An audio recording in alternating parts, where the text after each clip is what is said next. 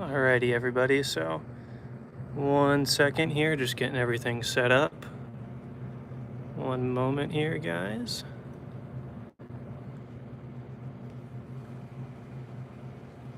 Alright, so essentially here, haven't done this before, so just let me know if you can hear me, first off, if that's all good to go.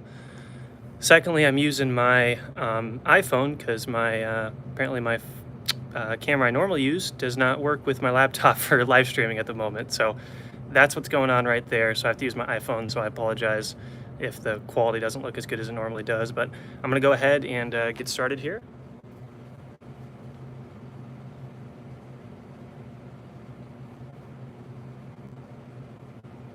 All right.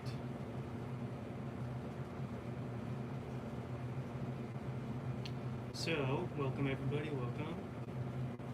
Essentially, my plan for this live stream here is to essentially build part of this right here. So you can see over in this area, I've got all my studs placed and everything like that. Same with back here. I'm going to do that with this front portion right here. So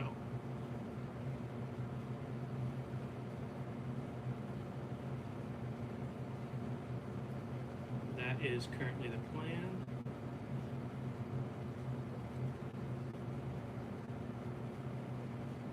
So just making sure you guys can hear me and everything, looking good. Okay. Welcome, Master Duke. So we've got Coconut in here as well. Welcome, guys.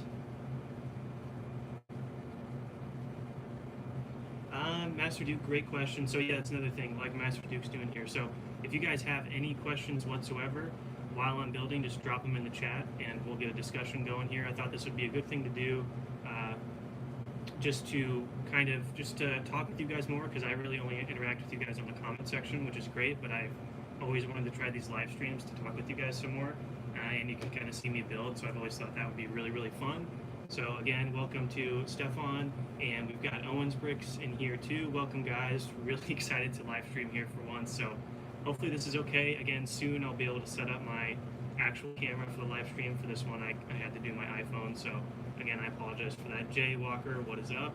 So yeah, iPhone, we'll switch it up later, get my normal camera going here. Hopefully by the next couple streams, I think I'm gonna have to get like a capture card or something, which is unfortunate, but that's all right. Brad Bricks, welcome. Alrighty. So back to Master Duke's question here. Have you ever built a mock like this one? We've had to build tall buildings. So the only one I could really compare this to, again, I'm sorry if you can hear background noise. My furnace decided to start up right when I hit live, so of course that's wonderful. So hopefully that turns off here in a little bit so we can actually start, so you can hear me a little better. But essentially, I meant, let's see, city, by the way. Oh, city stuff. So the only thing that would come close to it, I think, would be, let's see, probably Mandalore. When I built the Siege of Mandalore, those were somewhat tall buildings. Siege of Siphon. So yeah, I think I'll have this on replay. I got to figure out how to do that, but I think it's fairly easy. So this should be up on the channel if you want to come watch it there. But thanks for joining.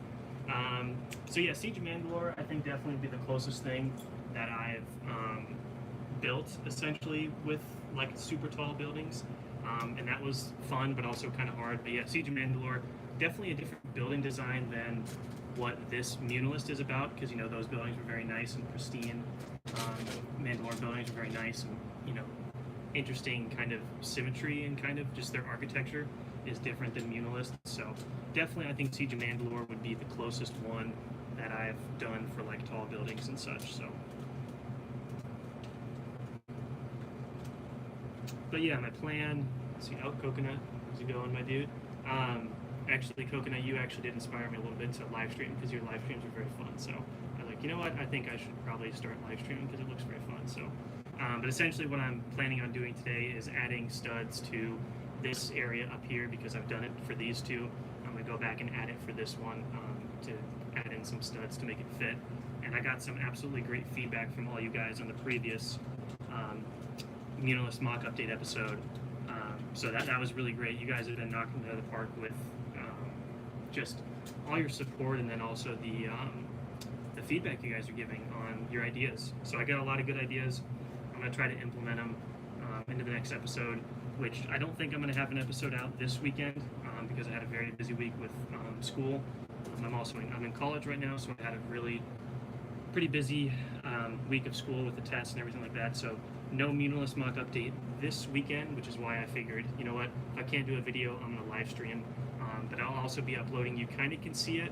Let's see, somewhere back there, I've got a mini samurai mock back there that I'll be posting a cinematic for on Sunday in place of the Munnilinst mock update. But since there's going to be no Munnilinst mock update this weekend, I thought I would at least try to live stream. I thought that'd be a good substitute. In the meantime, until I can record an episode, I've also got a busy upcoming weeks, lots of midterms, lots of short film stuff, lots of editing I've got to do for different projects. So I just need a little bit to get ahead in my kind of YouTube videos here. So that's what my plan is. This weekend I'm also actually planning on filming, let's see, it's not in the frame, but Project Nightfall, the next stop motion that I've got to do for the landing pad. I'll actually be trying to do that either tonight or tomorrow night. Welcome, Brad Bricks. Thank you. I'm hoping it's looking cool so far. This has definitely been fun. The series is moving along fairly quickly, but this is kind of the easier part. We haven't gotten to the city yet, which is going to be stressful and hard, but I'm also actually really looking forward to it. So I think that should be really fun. Now, the one thing, let's see here, that you guys did mention in the last episode that you guys thought would be good to do was a lot of people felt this transition right here was really rough. Like it wasn't smooth because it just stops and then starts. There's a couple of reasons for that. It's kind of like that in the actual Munnilinst, but it's also because this was also going to be transported to Brickworld. But of course, Brickworld did get canceled again, which kind of sucks. So that's why it's in like sections to take apart and stuff like that. So I'm going to hopefully try to make the transition a little more smooth.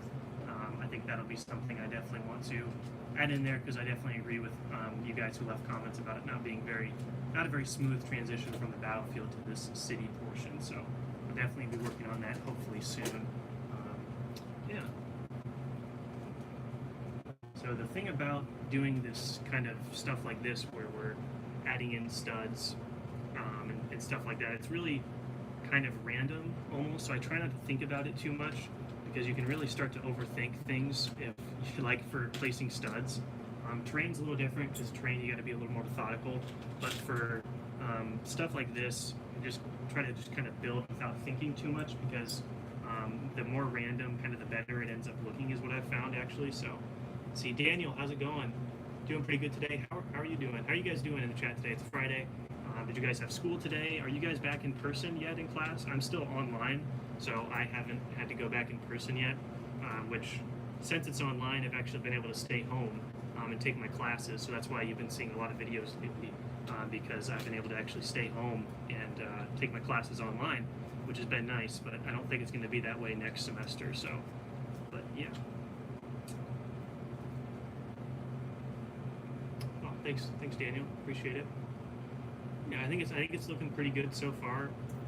I'm definitely, the best is yet to come with the city stuff. I'm planning on, once I get my camera set up, I think live streams where I'm building the city is going to be really fun, just to see how large some of those, I'm hoping to make the buildings pretty large, but like the parts is going to start to cost a lot, which I'm a little worried about. But that's all right. I'm willing to spend a little bit of money on this project because it's going to be pretty epic in the end. So.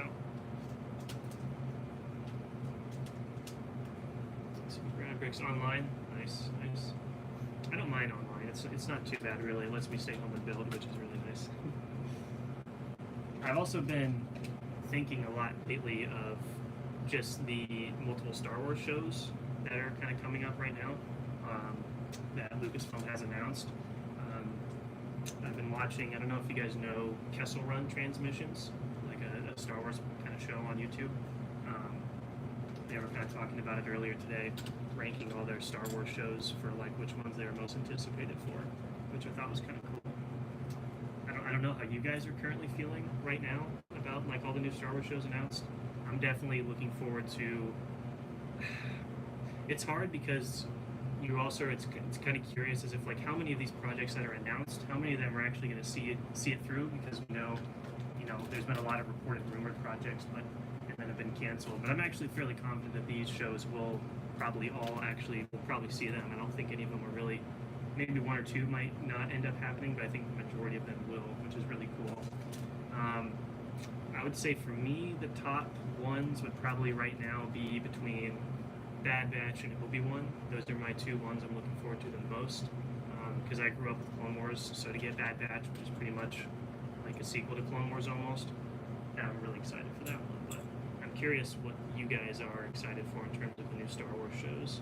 I think Bad Batch is coming out in May, which is really exciting.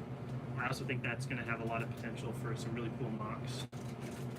Just from the trailer itself, it looks like they go to multiple different worlds and planets, which is really good for mock building because it'll give people a lot of options to choose from, which is really cool.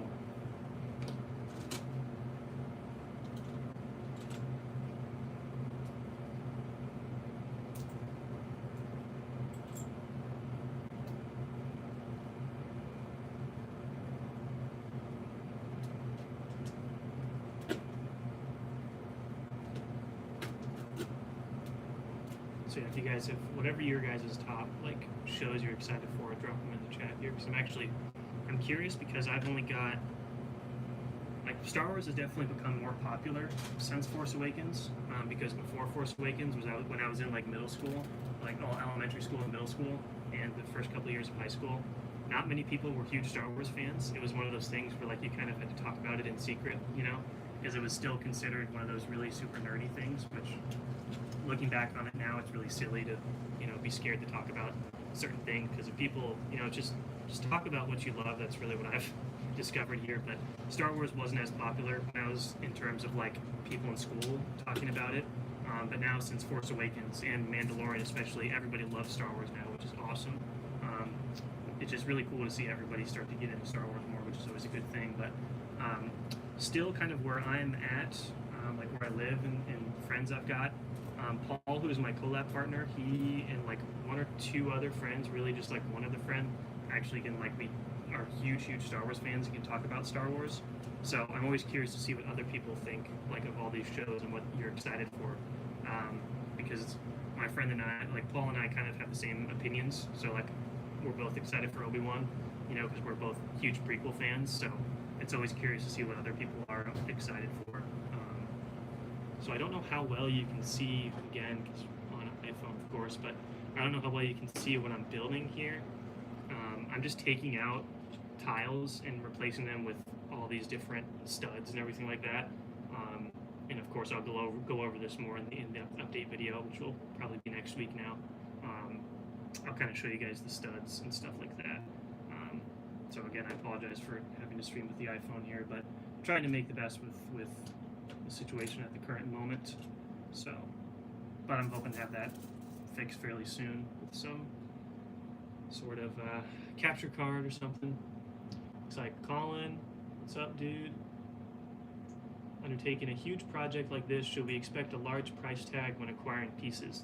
Okay, that's an excellent question. I've actually thought about doing videos pertaining to this, just because I've built a couple large-scale mocks now with going to the Brick World events every year and stuff like that. So, to your question, let's see. Okay. Oh, thanks, Daniel. Hope you have a good one as well. May the force be with you, my friend. Thanks for joining. I really appreciate it. Hope you have a good day or night. It's nighttime where I'm at. I don't know. That was another thing, was trying to figure out when to schedule this, because I know everyone's time frames are different. But thanks for joining. Colin, so huge price tag. So it really depends on how big your collection is at the moment. I know when the first mock that Paul and I built for Brick World, it also helps having a collab partner because you can split the prices, obviously, so that definitely helps. But for our first Brick World mock, which was a little smaller than this build right here, I didn't have a huge collection because I didn't even know what Brick Link was. I kind of just discovered that. So Brick Link, definitely where you're going to want to buy your prices in bulk for cheap. Well, kind of relatively cheap compared to like buying it from the Lego store itself. Essentially, it comes down to how many parts you already have in your collection. If you're like me, where I didn't have a whole lot before I started using Bricklink, I think I had to spend on the first Brick World project, which was a Galactic Civil War one, I spent probably around $500 for that first mock. And again, Paul and I split the cost, so that definitely helped. But I don't have like a pick-a-brick store near me, so I had to order everything from Bricklink, which prices were pretty good like 4 or 5 years ago. It's definitely prices have changed a little bit now, which is okay. It just means more people are getting into the hobby, which is cool. But I would say it depends on how many, like I said, how many parts you already have in your collection. And then, so well, I guess we'll use Munilist as an example here. So, um, so Bricklink is where you can buy used parts, essentially like an aftermarket for parts. So instead of buying directly from Lego, where they kind of have the prices pretty high, you go to Bricklink and you can search by different sellers, and they'll sell them for a lot cheaper than Lego. So definitely just check out Bricklink. It might be kind of hard to figure out how to use, but once you figure out how to use it, you're going to find way better deals on there than you will on Lego.com. So Bricklink 100% is the best thing to use for buying parts in bulk for way cheaper than you would on Lego.com, which is really nice. So, but I guess what I was saying about using, we'll take this for an example. You look at what this mock is using. We've got a whole bunch of slopes right here, and then we've got lots of tiles and lots of plates. So the other thing I would say when if you should expect a huge price tag would be what kind of parts or what planet you're going to build, because some pieces obviously are more expensive than others. So like these slopes are going to be a little bit more on the pricey side because they're a little bit bigger pieces, but something like these, 1x1 dark gray plates are going to be like 5 or 6 cents a piece. Same with like 1x2s and stuff like that. So bricks are more expensive than plates, obviously, on Bricklink, and I would say a huge price tag, you could say yes and no, just because it depends on what planet you're building, and then what your parts collection is already at. But I would say since that first project we did, which the Galactic Civil War one for Brickworld, since then I haven't had to spend as much money as I did on the first project. So it's like an investment. You might spend a whole lot on your first project, but you're going to have those pieces to reuse later on in different mocks. So it might cost a good amount to get into it right away, but you're going to have those parts for later on when you try to build other mocks, which is kind of cool. But yeah, if you have so Colin, I think, asked that, if you have a certain mock in mind, in terms of like what pieces you're going to use, I might be able to give you a little different answer. Hopefully that made sense. I tend to like talk just like a lot and too long sometimes when I'm giving my answers, so I apologize for that. But yeah, essentially it'll just depend on what your parts collection is already at, and then what planet you're building, because that'll determine what pieces you're going to buy, because Bricklink, certain pieces are more expensive than other pieces on Bricklink. So Colin, if you want to drop in the chat what you're planning on building if you have one. But I would expect you probably would, if you don't have a huge parts collection right away, you might have to spend a little more, kind of like I did. Yeah, so yeah, Colin, actually, if you check that out, maybe I can try to drop the link in here, but that'll give you a good idea of how big the mock was and how much money I had to spend for that large of a mock. That one had a lot of dark tan, like 1x2 plates and stuff, which at the time were, I think, not too bad on Bricklink.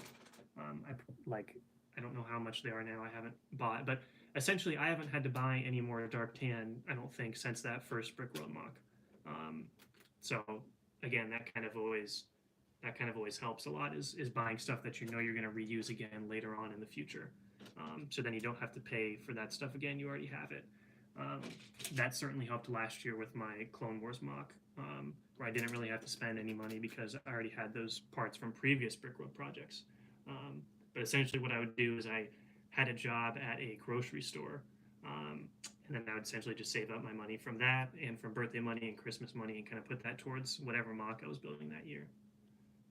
Let's see, Colin. So you're thinking of building an Imperial base. Okay. So Imperial base, probably going to be a lot of dark gray, light gray probably, which are fairly common on Bricklink, and people usually have them in bulk, which is nice. An Imperial base, probably a lot of bricks. I would assume probably a lot of bricks instead of like more terrain stuff. It'd probably be more bricks and such. But and also, if you guys have an Instagram, my Instagram is the same as this one, Lego_Gavin_Productions. If you guys ever have any questions on anything with like Bricklink or large scale mocks or anything like that, feel free to message me on there. I usually check it every day, and I'll be happy to answer more questions on there if you like. I think someone in the chat had a question on Bricklink, so if you have more questions on that, you can totally DM me on Instagram, and I'll be happy to talk more about that stuff. Or if you guys are like planning mocks and you're kind of not sure about stuff, and you want to send me like a picture on Instagram of your mock, you can totally do that, and I'll respond to it. Instagram is really fun for Lego community because it's pretty accessible, and it's a lot of people are on there, so that's really cool. And you can interact with a lot of people on there too, which is really cool. Let's see, Brad always wanted to build a Republic base where it's under attack. Yeah, the classic Republic bases, those are always one of the best things to build for sure, because the clone bases give you such like, you can really build almost whatever you want out of a clone base. You know, you can kind of use your creative mind to kind of build whatever you want, which I thought was always cool about clone bases, is you can kind of design your own base whatever way you want. You're not like stuck on a certain planet that you have to like, or certain base, unless you're taking inspiration from a different, you know, actual clone base. But yeah, Republic bases are always fun to build. I'm trying to think the last time I built a Republic base. Because the Clone Wars mock had a separatist base, which I hadn't done before. But back in the day, I definitely used to make a lot of those clone bases, because to me they're almost the most fun thing to make, are clone bases, you know.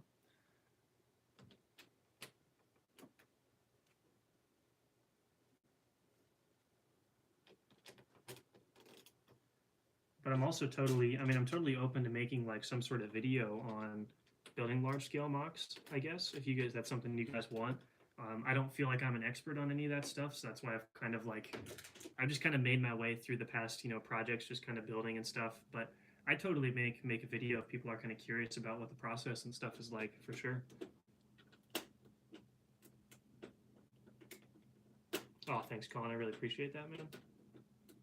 Yeah, I think it's so cool to see a lot of people get into mock building. Because in my opinion, I've been doing this for a long time, and in my opinion, building with Lego in general, but particularly mocks, I think is one of the best ways to kind of get that creative side out of you, and kind of just have fun and relax and take your mind off things. There's definitely been a few times where building just kind of helps take your mind off stuff that's going on, you know, at home or at school or whatnot. So I would definitely recommend, no matter what parts collection or how many figures you have or stuff like that, definitely try to build a mock, because it's pretty much my favorite thing. It's like my favorite thing to do. Building mocks and filmmaking are like those are my two things. I love those. But yeah, definitely get into mocks if you guys can, if you want to, because it's a lot of fun.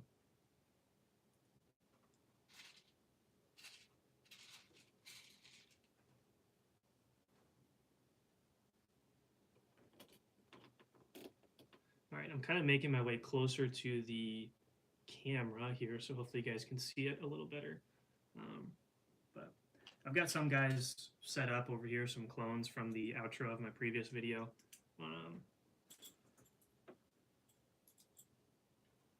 Set a couple guys up. Something I am noticing that's really not good is the prices on these clone troopers. I've only got like 7 or 8 right now from like the 2013 sets, and I've been checking on Bricklink, and they are absurdly expensive for just the regular old clone trooper, the phase 1 realistic clone trooper.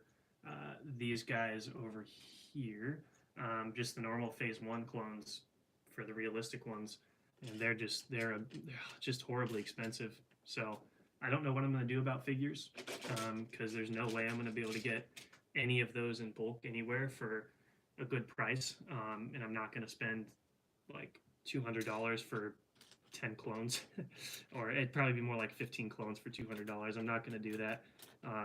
So what I'm thinking is, I thought I would just buy the helmets for the clones and just do that, but the helmets are also horrible.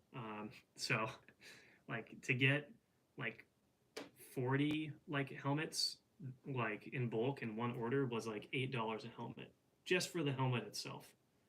Yeah, everybody is wanting these phase 1 clones, So I'm guessing a lot of people are starting to build mocks with these like realistic Phase 1 clones. So other option is to just use the Clone Wars clones.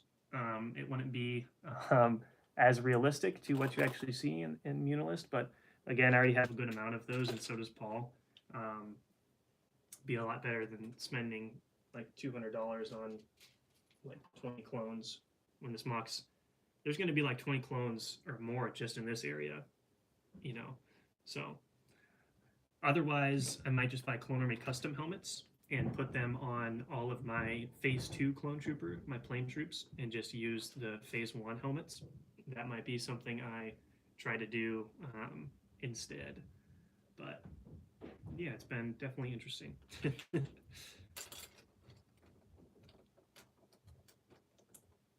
$6 a piece. Okay. Yeah, I'll have to, again, if you have an Instagram and you want to send me the link to that, I'll totally check it out. Yeah. Yeah, the clones have just been hard to find. And kind of as I said earlier, I'm trying not to. Oh, no, don't worry about it, Colin. I appreciate it because I'm looking for trying to get those clones. So yeah, if you have an Instagram or anything, DM me. But yeah, I'm trying not to.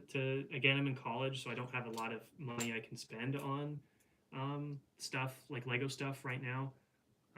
And I've got a few other things that I've been having to pay for in the future coming up here. So I'm trying not to spend too much money on this project, just because I'm trying to save my money for other things and stuff like that. But isn't buying helmets more expensive? It's on Bricklink. Are you talking about Clone Army custom helmets? On Bricklink, like I said, it was really hard to find normal helmets. Clone Army custom helmets are about $4 a piece. So if I could get, maybe, I don't know how many I'll need at the end, but it's probably going to be cheaper to buy Clone Army custom helmets and use the torsos I already have for all of my Phase 2 clone troopers that I used in the last mock. Probably be cheaper to buy Clone Army custom helmets than anything else, but that's a long ways away, so I haven't thought about that entirely because I'm just focusing on actually building first. But I know their helmets are like $4 a piece, I think. And the helmets for Bricklink are like twice as much as that for bulk, which is crazy.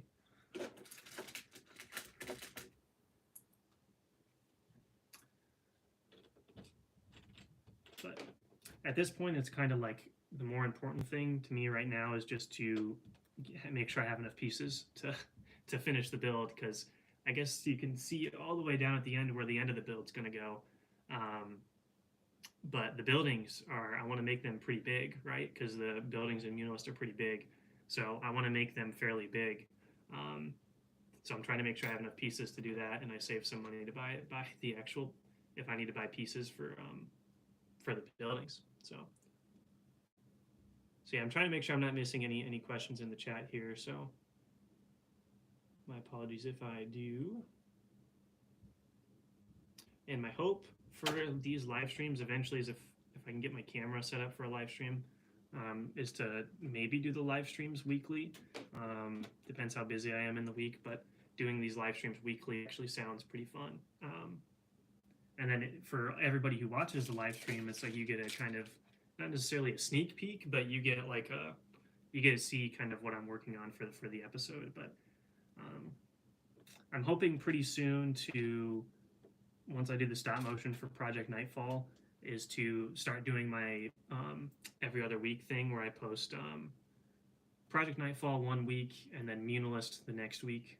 That's kind of what I want to get back going to. I want to get back to doing that because that's, I think that's the best way to do it for those two series.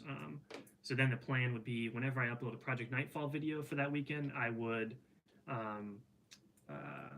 do a Munilist live stream whenever I'm posting Project Nightfall. So then you always have a week of Munilist would be the goal. But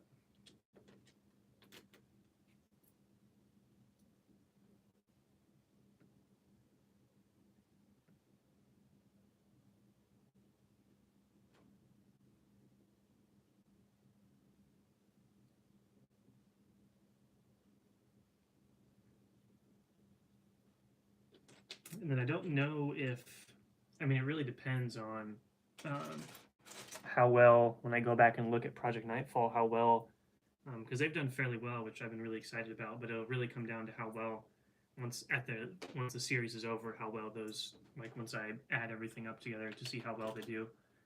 That'll kind of determine if I'll be doing another one of like the Battlefront 2 maps, or if I'll just kind of not do that anymore. But they seem to be doing very well. The videos do, and you guys seem to like them. So I'll probably continue that series once I finish with the Coruscant portion. I'll probably go back and maybe start with like my Gito or something, and then go back through all the missions. But that's really up to everybody if you guys like the series or not, you know, stuff like that. But I've still got the landing pad up in the corner, still up. I haven't taken it down yet because I need to do the stop motion still. And just the stop motion takes, oh my goodness, it takes so long. Stop motion takes so long to do. It's crazy. It's absolutely crazy how long stop motion takes to do. But that's all right. It's still fun to do. I like making short films and stuff, so stop motion is kind of an extension of that, which is really fun. But I'm doing the Project Nightfall videos. I'm doing those at what was it called? Oh, sorry. I'm doing those videos at 24 FPS, which essentially means 24 frames a second. So, like the landing pad portion, there's one shot where a gunship takes off. That's 2 seconds. So that's going to be 48 pictures in total. And then there's going to be one where Anakin walks through the kind of entrance, and that'll be 48 pictures in total too. It doesn't seem like a lot, but when you're actually having to move figures and move a gunship and take pictures and do it multiple times, 48 is quite a bit because I normally only do 12 frames a second. But I thought the, Operation Nightfall cinematic from the OG Battlefront 2 deserves to be 48 frames a second. Or sorry, not 48, 28 frames a second.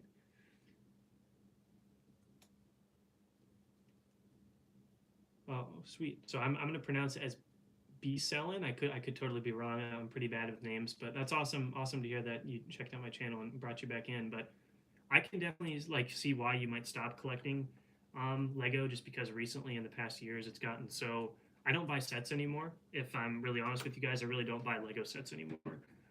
I just buy parts because the Lego sets to me have gotten way too expensive, and just some of the sets I just don't care. I don't really care. Like, they just haven't been good enough in my opinion compared to what they used to be. Of course, I remember all the Clone Wars sets, so I probably have a little bit of a bias because I grew up with those sets, but those were like, you didn't want to miss any of those sets back in the Clone Wars days. Like, you had to get every single set because they were all so good.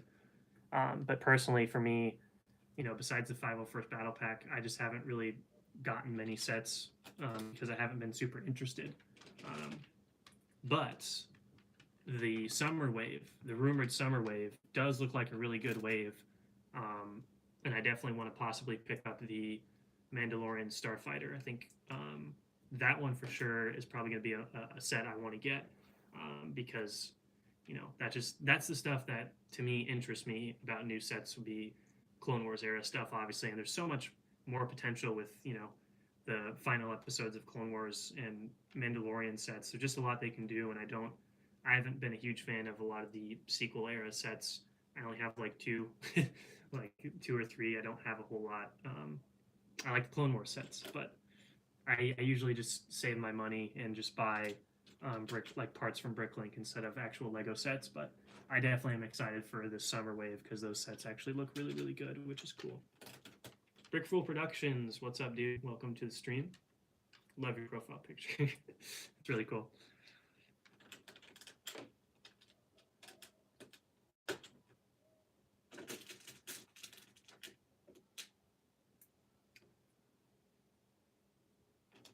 But I'd be curious if you guys have any sets from that rumored Summer Wave that you are looking forward to. I know there's some good Mando sets in there too, so that should be really fun. But I'm definitely probably looking to get the Mandalorian Starfighter. That's one of the rumored sets.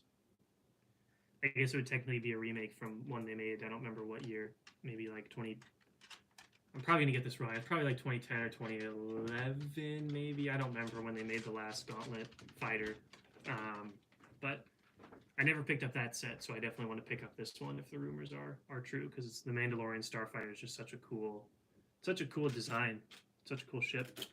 And I didn't put any in the Siege of Mandalore mock, which maybe I should have, but oh well. Trouble on Tatooine. Oh yeah, that one did look interesting, but to me, I only really wanted it for the figure, so I didn't end up buying it.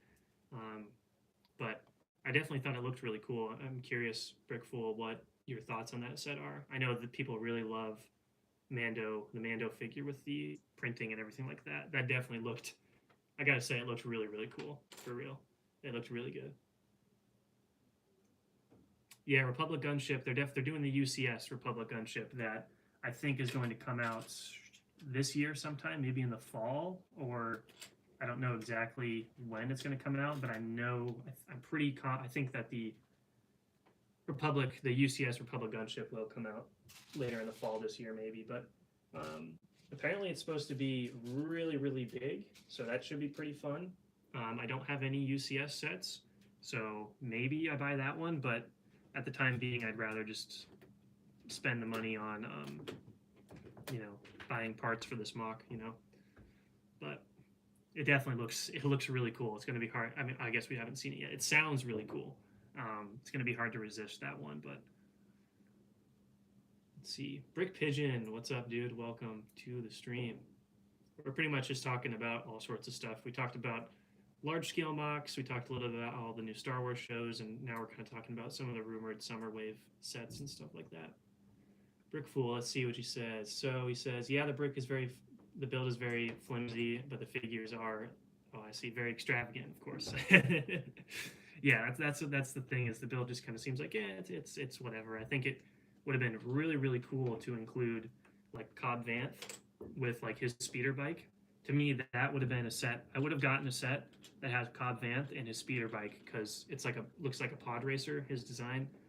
So I 100% would have gotten that, and I absolutely love Cobb Vanth. So that would have definitely been something I picked up if that's what they would have done. But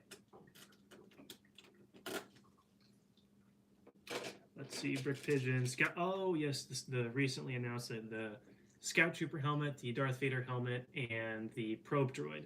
All of those look really good. The Scout Trooper and Probe Droid in particular look great. Those definitely look cool. I haven't gotten those, like the ones I did last year. I don't know if I'll get these ones or not, but if I had to pick one, the Scout Trooper is probably the best one. It looks really good. Although the Probe Droid, to me, the Probe Droid was really surprising. I was surprised by the Probe Droid with how good it looked. So.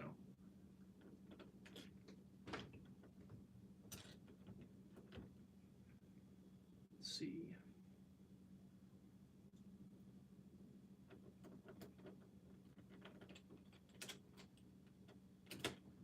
These are all my figs. They're all of there's a few off screen, like for realistic Phase 1 clones. I've got some guys back here, a couple more, but I don't have very many of the realistic Phase 1 clones.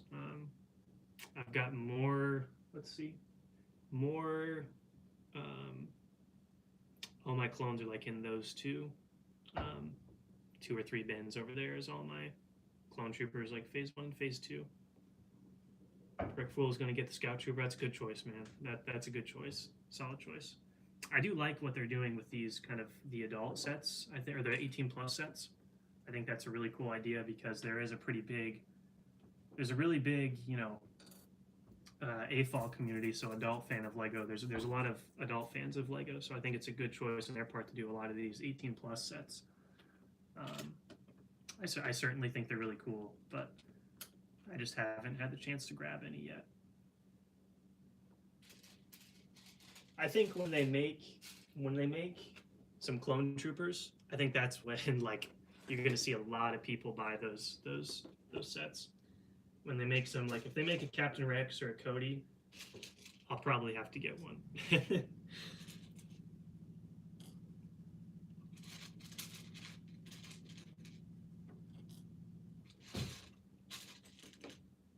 I've seen some people recently do some great custom versions of like Lego's design, but with clone troopers. And I personally just think that would be like that'd be probably a must get for me if they did clone troopers. But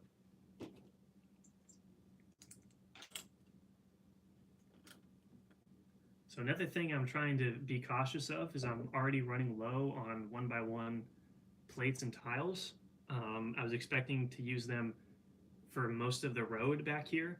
And then I did this plate and this one, and I'm starting to run low already, which is crazy because I had a lot of them, and this just takes up so many parts, but I think it looks good.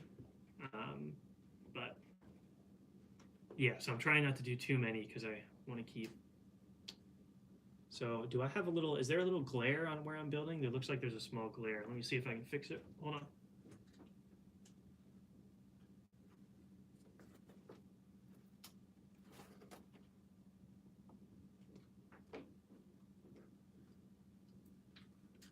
Let's see, is that, yeah, it's probably just where my lights are positioned, but there's a little glare, so I apologize. But again, hopefully I'll have my actual camera set up. My actual camera would pick this up, but Crystal Customs, welcome to the stream. We're just kind of talking about all sorts of building and stuff like that, but if you got any questions or anything, drop them in the chat. Hoping to do these live streams more often once I can get about my camera and better live stream kind of situation set up. But I think right now it definitely looks kind of cool with the mock and then the storage bins in the background. So that's I think this is kind of a cool area to do live streams in the new studio.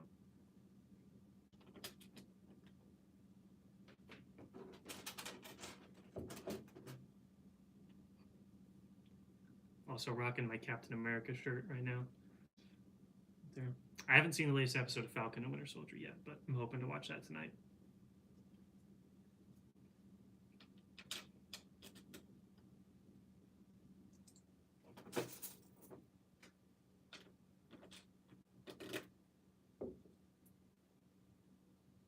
Well, thanks, Crystal. Yeah, I was very curious about these, these pillars, because when you look at the screenshot from Munnilinst, they're just very wacky and crazy. So I was trying to figure out a way to adapt them into a more realistic version for Lego, like a Lego version. So glad to hear you're liking them. Because I tried to come up with a new design that still fit that Munnilinst vibe. That's kind of the big thing that I was trying to keep in mind. But I'm having a lot of fun just building these pillars, so I'm really excited to get started on the actual buildings. I think Munnilinst just is such a cool, I don't know, I just think it's such a cool design in terms of like what they did with the 2003 show. I think it's such a cool design for the buildings in the Star Wars planet. I just love it so much. And sand green, I finally am able to use my sand green. I've been collecting sand green for years. Every time I've been lucky enough to come across the Lego store, I've just picked up all the sand green I can, hoping one day I could use it. And then turns out this year I can use it, which is really cool. Yes, I did watch the first episode. It was definitely pretty good. Cap is my favorite character, so I'm curious to see what they're gonna do with the show. Because I think they handled Cap perfectly in Endgame. He's always been my favorite. So let's see. Crystal says, I think the pillars are a perfect mix of simple and realistic because they're very basic. And yeah, thanks, man. So yeah, that was, I think I talked a little bit about this in one of my episodes for Munnilinst, but the way the city looks and the art design they went with for 2003, obviously since it's 2D animation, so, and it was made in 03, so it's not going to be as detailed as like the 08 Clone Wars or like a live action thing, because it's all 2D, like the hand-drawn stuff. So I think it's a cool design. 2D animation is cool, and it's nice for Lego building because it means I can kind of adapt it in a certain way and add more detail if I want to do that. Oh no, Crystal Customs, how could you not? Have a good one, man. Thanks for stopping by. Thanks for stopping by, man. Appreciate it. Oh no.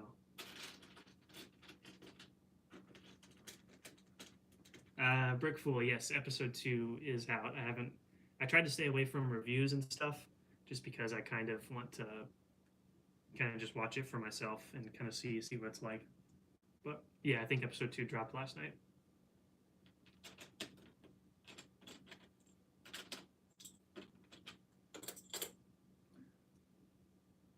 and now you can kind of see.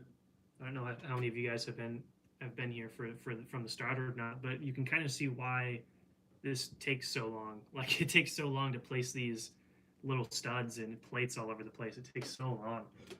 I don't mind it because I find it fun and relaxing, but it makes it difficult for trying to make update videos when it takes me a really long time just to get place stuff like this done.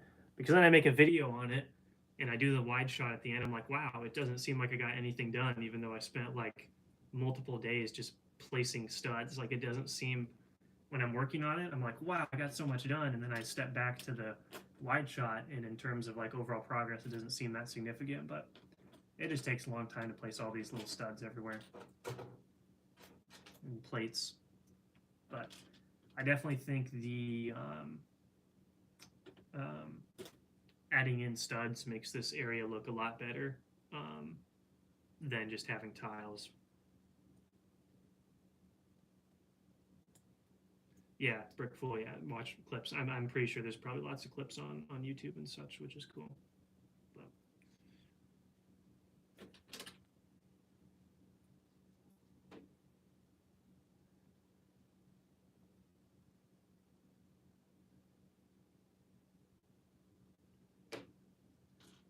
I guess another question which I've been thinking about. My Clone Wars mock update videos were always really long.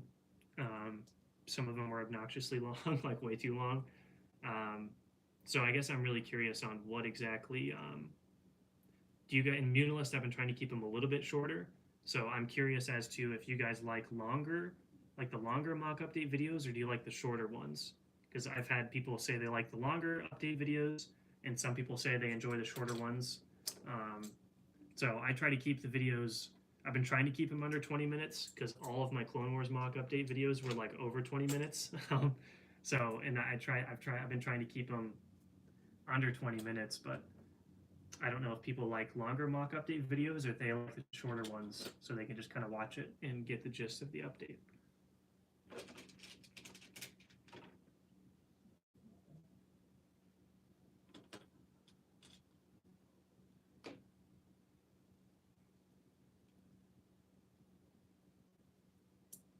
All right, so now you can kind of start to see this area filling out. I just knocked the pillar. Starting to fill out over here a little bit. Maybe I should try to zoom in a little bit, maybe, and see how the iPhone zoom. We'll see how the iPhone zoom does here. 1 second, I'll try to zoom in, see how the iPhone does here.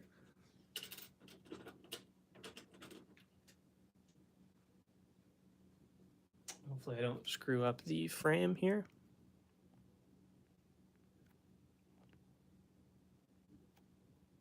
There we go.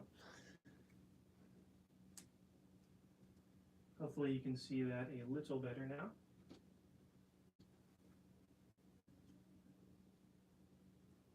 All right. Where do you come up with ideas for mocks? Yeah, that's a great question. So I'm a Clone Wars. So Paul, who is my collab partner, he helped me. We worked together on the Galactic Civil War mock, the Etane's mock, Siege of Mandalore, and then we both, for Muunilinst right here, we both planned Muunilinst out, and then he also helped me set up figures for the Clone Wars mock, the final cinematic video. He's the real figure master. That's where I learned a lot of my tricks, as Paul came up with a lot of those. He's the absolute master at placing figures and stuff. So I've been practicing over the past year and a half to get better at placing figures, but Paul hasn't. We've gotten really busy with school and life stuff lately, so we haven't been able to build together as much as we used to for like the first couple Brickworld mocks. But we always come up with the ideas together for the large scale Brickworld mocks. So we love coming up with our own ideas for planets and stuff like that. That's always something that, like, going all the way back to the good old Clone Wars days, just kind of like thinking of a planet, thinking of a backstory, you know, all the planet like colors, the scheme, the terrain, the weather, all sorts of stuff like that. So I usually prefer to think of like a custom planet, to kind of think of like just a planet, a made up planet. That's like my favorite thing to do. But for Siege of Mandalore, I guess I haven't really told the story for Siege of Mandalore. So let's see how many people got in here right now. 8. So you 8 of you guys will get the kind of a little bit of an explanation of how the Siege of Mandalore mock came into be and how the sponsorship with Clone Army Customs came up. So um, essentially, what happened is we were at Brickworld Chicago 2018, and we were walking around the convention center. Paul and I, we were trying to figure out what the next mock was going to be because it was Saturday. The first public day had already been up. We were trying to figure out what we wanted to build next for Brickworld. And essentially, this was in 2018. So Clone Wars Season 7 had not been announced yet. And we kind of talked about what we wanted to build. We wanted to maybe try to build something from an actual planet. And I kind of mentioned to him that at Star Wars Celebration a few years ago, Dave Filoni talked about he showed sketches from Siege of Mandalore, because at that time, Clone Wars wasn't ever going to come back. So he was showing us sketches and stuff like that of, during Star Wars Celebration, Dave Filoni showed a bunch of sketches for Siege of Mandalore. So I was telling Paul about this thing called the Siege of Mandalore and how it would have been the epic conclusion to the Clone Wars. And we were like, you know what? How cool would that be to have Mandos fighting each other with clones in the middle of it? So we thought that was such a cool idea. We're like, all right, let's build the Siege of Mandalore. So then we came to the conclusion of well, the problem is going to be we don't have any red Mandalorian figures because the Lego ones are really hard to get. So Tyler from Clone Army Customs happened to be at the convention center, and we just kind of brought him over to our mock we had there, talked to him a little bit, and we kind of just set up a nice little we had a talk, and we kind of figured out that, told him about our idea, and he was nice enough to say that he would kind of help us out with getting figures, supplying figures and stuff like that for the convention the next year. So it was Tyler's such a nice he's the guy who runs Clone Army Customs. If you ever at a convention, stop by and say hi to him. He's such an awesome guy. He's so nice, and it was really nice of him to help us with figures for Siege of Mandalore. So that's kind of, we literally just asked him. That's kind of how it went down for Siege of Mandalore. So, and that was all before the Clone Wars save got announced. So, and then of course, about 3 months after we came up with the idea for Siege of Mandalore, it got announced. So that was really cool. Let's see, we've got a couple pioneers here. Oh, wow, Bag Sack, I think. Again, I'm horrible at pronouncing usernames. Thanks for joining. Thank you for the kind compliment. I really appreciate it. Brick Fool, I am 21 years old. Sorry it took me a second there because it feels weird to say I'm 21 years old. I don't feel like I'm 21 years old, but 21, yep. Oh, thanks, Crystal. Yeah, we built that before any of the episodes came out. So we kind of based it off of the Mandalore we saw in season 5 and some of the other episodes. So no, he didn't. He let us so we were at the convention and he let us borrow and set up some figures. So at the convention center in 2019, we met back up with him and he let us use some of his figures and set them up on the display, which I think the Siege of Mandalore mock was cool, but it definitely wasn't what I had in mind. It wasn't as cool as I was hoping it would be. So the figures definitely helped that mock shine a little more than it made the mock seem a little better than it actually was, because the Siege of Mandalore mock wasn't, I was definitely proud of it, but it definitely was not what I envisioned when I started it. So I'd love to go back and redo it one day maybe.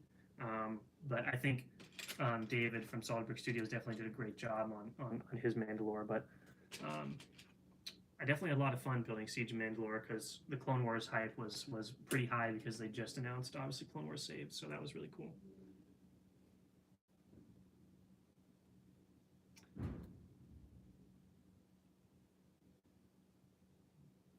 Yeah, CAC is a great. It's just he does a great job, and he. I remember way back in when Clone Wars was first coming out, and Paul and I first discovered his website. I remember spending so much time just sitting there staring at those customs, way back in Clone Wars Season 1 and Season 2 days, just staring at those figures because they looked so amazing. And I still love them, the older Clone Army customs. I absolutely love those ones. But I remember just sitting and just staring at the figures and how cool they were back in the day. So I remember there was one in particular I always wanted to get, but I never grabbed it. It was the what was it called? the 41st Airborne. It was like a jungle camo, and I remember just that was like my dream guy, but I never got him unfortunately. But that was definitely a really cool figure. Thoughts on CAC Realistic? Yeah, so they're new helmets. I think they're really cool. At first, when I saw them, I wasn't too sure because I was so used to the other design that they've been using for so long. And generally, I like changing designs and stuff. I really just liked what Clone Army Customs had. And then they announced their new ones, and I wasn't too sure about it. But then, like, I checked back in a few days later after just kind of like going off and doing some things, and I absolutely love them. I like the new designs quite a bit. I think it's a good, like, if you don't like the Lego helmets, I think Clone Army Customs is definitely like one of the best ways to kind of get a different helmet if you don't like the Lego version. So I like his newer ones, but I'm definitely a sucker for the older customs for sure.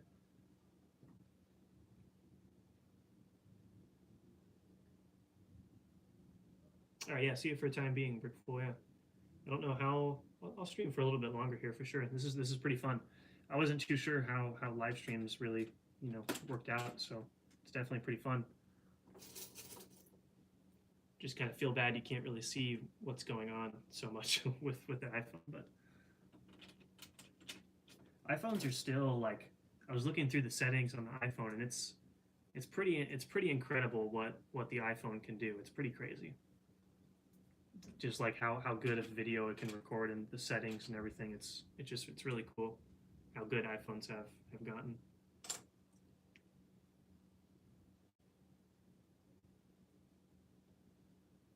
Let's see. Trying to see if hopefully I didn't miss any questions here. Yeah, the helmets attaching stuff is definitely really helpful to do because Lego doesn't do that anymore. With like the 501st guys and stuff, you can't place rangefinders or anything like that. I also like his Clone Army Customs macros. Those are like my favorite. Those are like, I love those macros. Night vision that Tyler has there from CAC. I've got a lot of those for my 212 guys because that's like my favorite. I always thought in the Clone Wars show those were so cool. I think they look so good. I also just like night vision is so cool to me, so I love the macros that they've got. And definitely have used them in most of my mocks with clones for sure.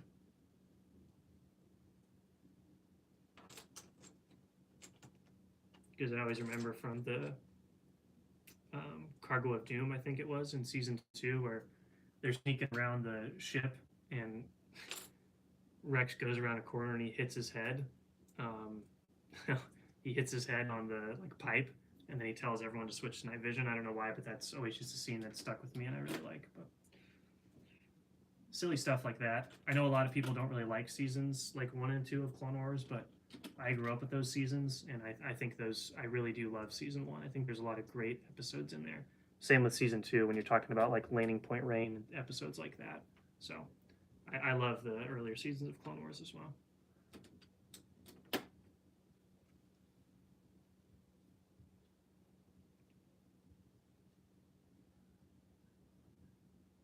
Yeah, with every Boba Fett figure.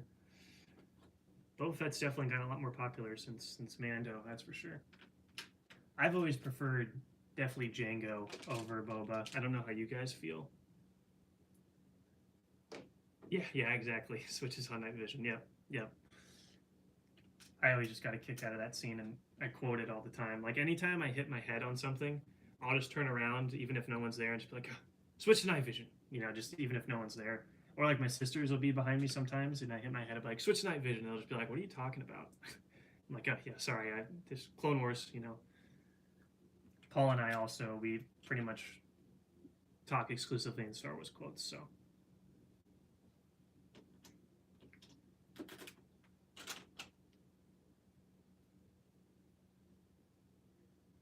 Yeah, Crystal's right. There you go. Landing at Point Rain, and then Kit Fisto in season 1, Lair of Grievous. That episode is great.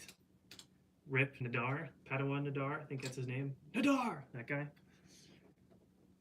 I got the Grievous Starfighter set, and I have Nadar somewhere, I think. But would love to see more Mon Calamarians. I think that's how you'd say their species name, but Mon Cala figures. I think that'd be so cool. I'm still waiting for someone to build the season 4 water war battle, the water battle on Mon Cala between the Separatists and Quarren versus the Mon Cala and the Republic, like scuba diver troopers. I'm still waiting for someone to make that in Lego because I think that would be really cool. It'd be hard to do to show it underwater, so that would be kind of hard. But I think in general, even if you don't show the water and you just build the city, that would be really really cool. It would be, yeah. Never mess up in real life. They always say, "Wait a minute, how did this happen?" Or smart. Yep, all the time. Or this is where the fun begins. Of course, when I worked at that grocery store I was mentioning earlier, anytime somebody would come through my line, you're supposed to greet them. So I would always say hello there. I didn't have a single person say General Kenobi back at me, which I guess was to be expected, but that made work a lot more depressing when I did it pretty much every single customer that would come out because I was like the checker where you'd swipe the stuff and check and swipe all their groceries, and I would say hello there every time. Not a single person said General Kenobi back at me. Not a single person. It was very depressing, but I guess that's what you can expect. Coconut, there he is. Hard place to build. Yep, it definitely would. It definitely would, but I've always just loved like the Mon Cala. Like when Admiral Akbar, I think, is like, "People of Mon Cala, this is our home. Do not let it fall." And they like kind of like get up and they do like the battle cry. I just love that so much. Yeah, Crystal. That's where it's at, is when you and your friends can quote Star Wars to each other. Trooper Glow, what's up? How's it going?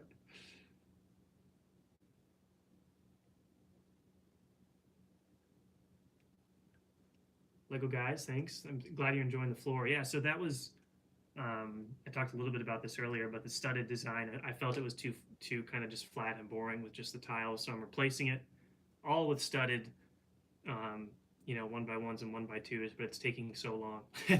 It takes so long to place these just individual 1x1 studs. Just takes forever. People usually don't say hello there back because prequel fans would assume you weren't one. I mean, yeah, prequels are my favorite. I love the prequels.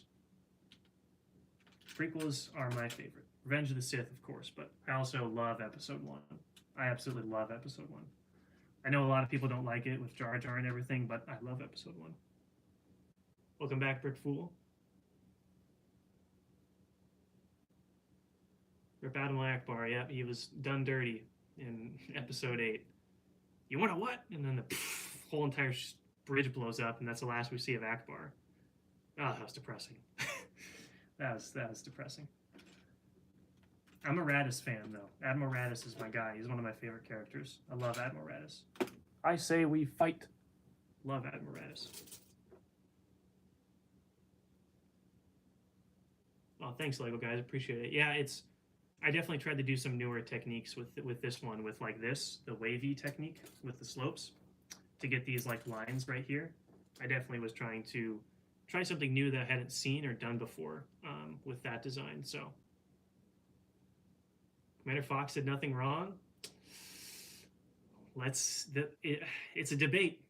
I tend to almost agree. I don't think he had to shoot 5s. He could have just used a stun. But at the same time, I'm sure Palpatine ordered Fox like, "Hey, shoot to kill." I'm pretty sure that's exactly what Palpatine said to Fox. So Fox didn't have to shoot him, but I'm sure Palpatine kind of told him to shoot him. So Fox also, like, I love Fox. I've got a cool Black Series figure of him, but let's also not forget that one episode where the droids sneak past him and the droids go the wrong way on Coruscant, and Commander Fox is like, "Wait, hold on. The power station is that way."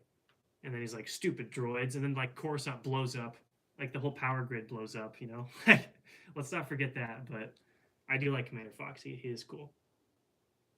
Yeah, Coconut's right. I mean, prequel building is where it's at. You can't bring yourself to build an OG trilogy. I did it once, and now it's just not as epic. You know, it's just not as epic. It's not the same. It's really not the same.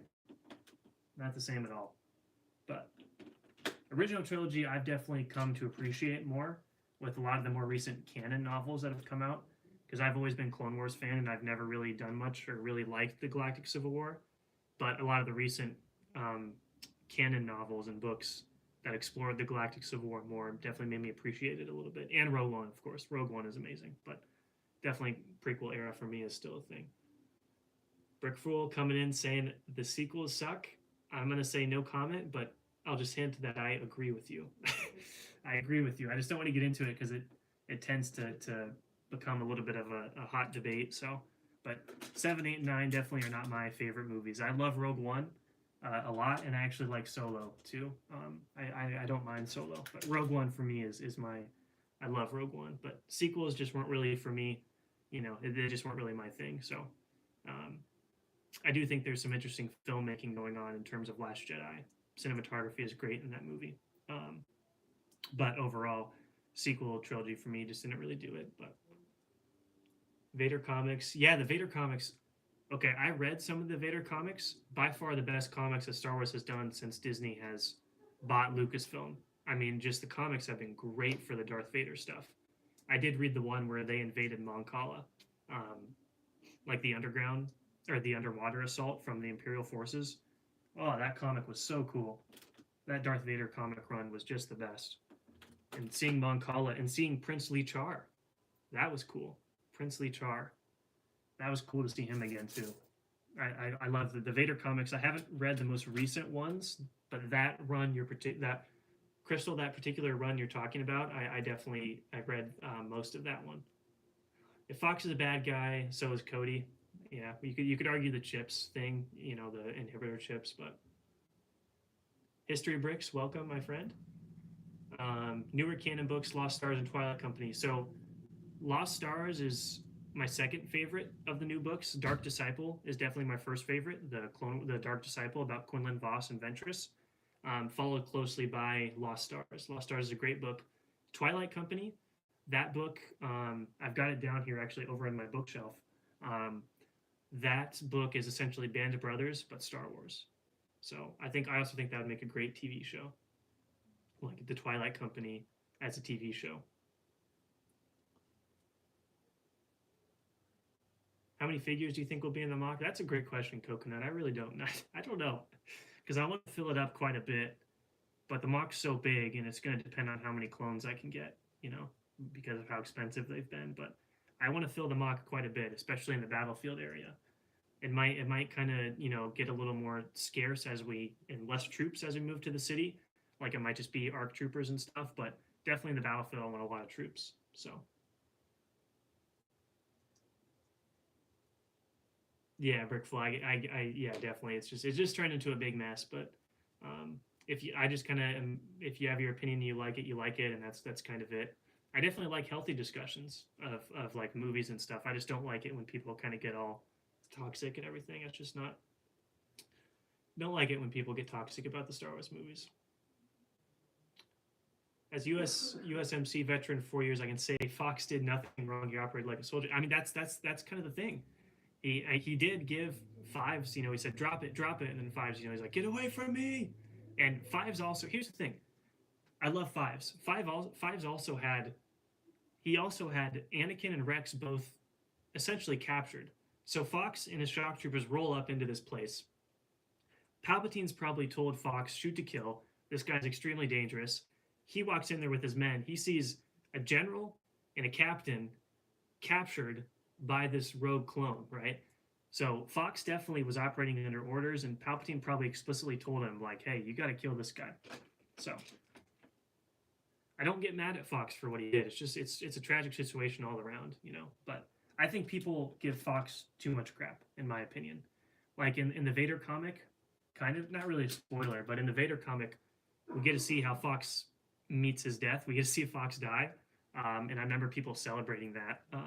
But I don't know. Also, you mentioned you were a veteran. Thank you so much for serving. That's awesome, and thanks for joining the stream too. Really appreciate it.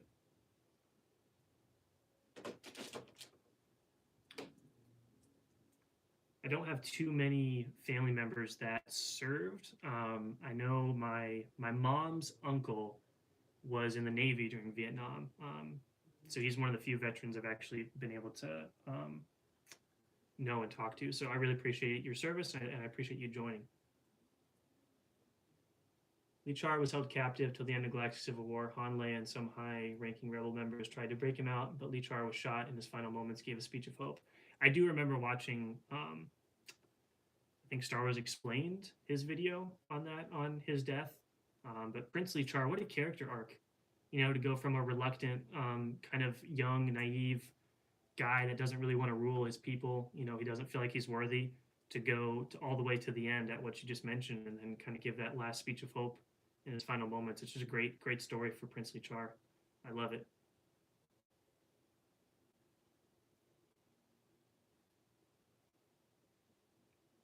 All right, yeah, see you later, Brickful.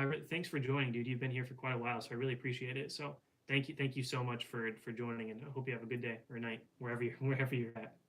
In Fox's perspective, he sees one of the best generals and captain being held captive by a clone, going mentally insane, who is believed to be armored. Exactly. Yeah, exactly. So he said his grandfather was in Air Force, father fought in World War II. Well, that's pretty good. That's pretty crazy. Yeah, World War II definitely has been. That's I love history, and I've studied history for a long time. And World War II is definitely the period I've put the most time into studying. So it's pretty crazy they served. That's awesome. Honestly, the people who get mad at him will never understand how it feels to be in a situation to put someone down in my deployment to Afghanistan. We've got a few firefights. Yeah, I think that's you kind of offer a unique perspective on the Fox situation, and that's something that, like, when it comes to like fantasy storytelling, like Star Wars and kind of these outer world stories, and kind of this Star Wars in a galaxy far, far away. Um, what's so cool, and I think the Clone Wars did this great, was it had so much layers to it. So no matter what age you were or what life experiences you had watching Clone Wars, you could come at it with a different perspective. And I think it has so many layers and it's so deep. And that's one of the reasons I love Clone Wars, is so many people can have they can get different things out of it and see different things that I didn't necessarily see into it. You know what I mean? Like, that's why I think Clone Wars did such a great job of giving you all these perspectives that came from real world events. I think that's something that's just really cool about Clone Wars, is how much kind of real inspiration they kind of got from that from to make Clone Wars, and how many different perspectives you can kind of get from watching Clone Wars. That's one of the reasons I love it. Coconut says Uncle Historian. Oh, geez, yeah, yeah, that I can imagine. That's just crazy. Just the storm in Normandy. That's just every time you think of Normandy, obviously you think of the Saving Private Ryan scene. Just one of the best scenes in all cinema to portray that type of violence and to kind of show people what it might have been like. Just what a powerful scene from Saving Private Ryan.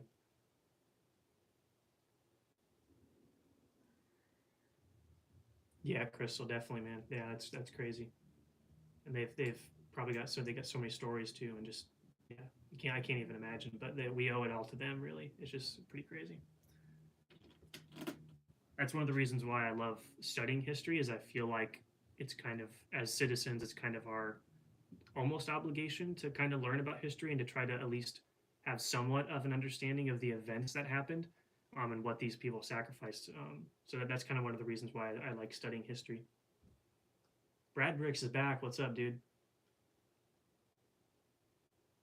Oh, really, Trooper Gold? I didn't. They were trained to resist stun blast. Well, there you go. I didn't know that.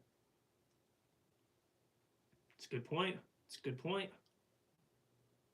And again, I think Fox got, and I feel like in that comic line where Fox died, I feel like the writers kind of gave him that death on purpose because they knew people didn't like him. So I don't know about his cruel death. I won't spoil it, so you can look it up if you want. But I don't know. They gave him they gave him a pretty brutal ending there. And I feel like it was just because people didn't like him. Even though you look at Revenge of the Sith and obviously inhibitor chips, you can make that argument with all the clones betraying their Jedi. But Clone Wars helped teach life lessons and learn things aren't black and white. And that's one of the reasons why I think season one is so good. Because when I watched it as a kid, I just liked watching the action, you know, the lightsabers and the clones battling it out and everything like that. But when I went back and watched it as I got older and older throughout my life, you actually can understand what the show is trying to teach you. And those little fortune cookies at the beginning of each episode, you kind of can start to piece it together and understand as you get older. So as you kind of get older and get more life experience, you can watch Clone Wars through a different lens. And I think that's one of the coolest things about some of those earlier seasons was when I first watched them, I just watched them because you know the clones were fighting the droids and the Jedi. But now I can go back and understand a little bit more of the philosophy and some of the lessons they're trying to teach you. So that's one of the reasons why I think Clone Wars is so good. So and why it's such a good show is you can watch it at any age, and you can kind of pick up new things each time. Yeah, it's also true. Trooper Glow, like Fives had his weapon pointed at Fox, and Fox is also, you know, Fives could have shot Fox. He also could have shot any of those shock troopers. I don't think he would have, but that's another thing Fox had to take consideration with the safety of his men, obviously. But and you got to think of it this way: everyone was really sad at the end, like all the shock troopers. They kind of gathered around Fives after they shot him. I feel like Fox almost did something for his men. He took the hardest, like Fox shooting Fives made it so that none of his men had to shoot Fives. So he kind of was taking that burden on. It's kind of an interesting way to look at it, I suppose. Was Fox kind of was like taking that responsibility, I guess, as the commander. And I can't imagine Fox was happy about it. You know, he killed one of his brothers. We just never really. I think it would be so cool to see Fox after that moment and to see what Fox was going through after he killed Fives. You know, because I can't imagine he was feeling good about it.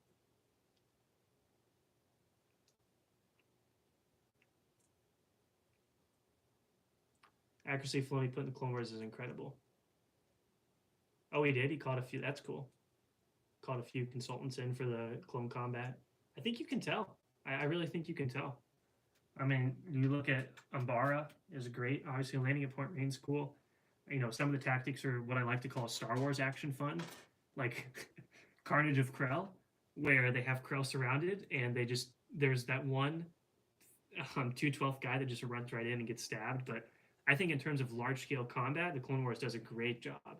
It's really fun to watch. And I'm not surprised that you mentioned that Filoni called in a few consultants because it definitely seems like it's really cool. Coconut Studios coming in with the interesting question. I got a hot take. Is everybody ready for this? I like the Clone Wars movie. I don't know if that's a hot take or not. I can see why people don't like it, but again, I went to the theater and saw that when it first came out, and I loved it. Battle of Christophsis was incredible. Teth, where they had to climb up the wall. I mean, there's so many memorable moments from that movie. I know people don't entirely.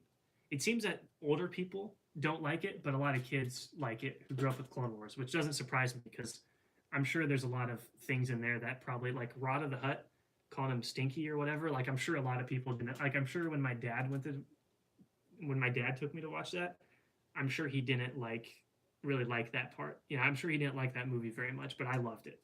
I just loved it so much, and I still like it a lot. And that might just be because it's nostalgic to me, but I like it. And I would love as like a joke, but kind of not a joke, is to see Rada come up again in some sort of canon, like novel or comic book. I think it'd be funny to see him again. Just as like a little joke. You know, it doesn't have to be anything serious.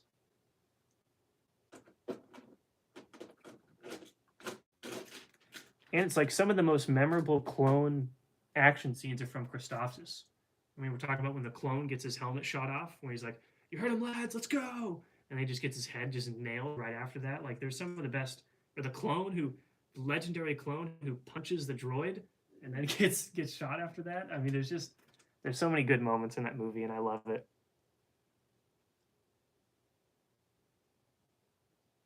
Yeah, I'm agreeing with a lot of stuff Crystal's saying here about seasons 1 and 2 there for sure.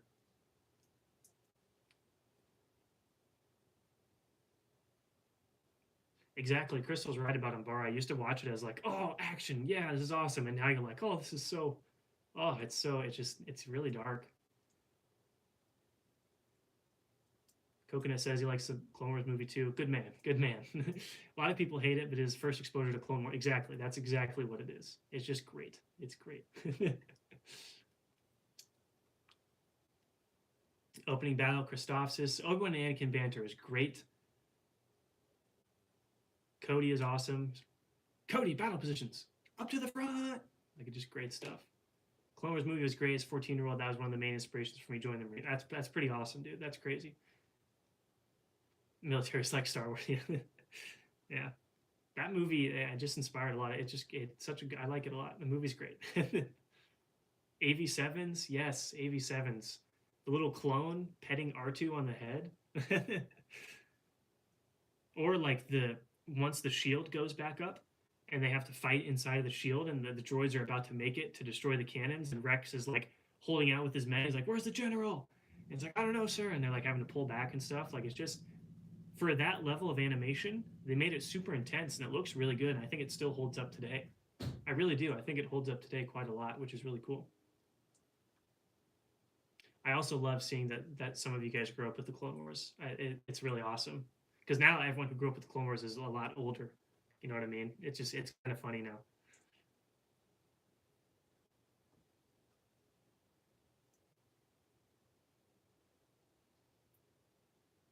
Oh no, you got a bright idea to punch my friend on the plate carrier with his plate in there, his ballistic plate. Oh, that would hurt. That would, especially in the cold. Oh, that's hilarious. I mean, it's funny, but it's also not funny because that probably hurt a lot. Oh gosh. Yeah, I also remember as a kid playing. Paul and I would play a lot of what we would like army in the backyard, but we do clones, And I just remember always reenacting Christophsis. Anytime we do like a pretend charge, I would jump up and be that clone that would get his head shot or like punch a droid. Just such an iconic movie. Such an iconic movie.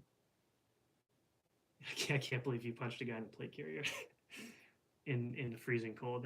That sounds like it hurt a lot. My goodness.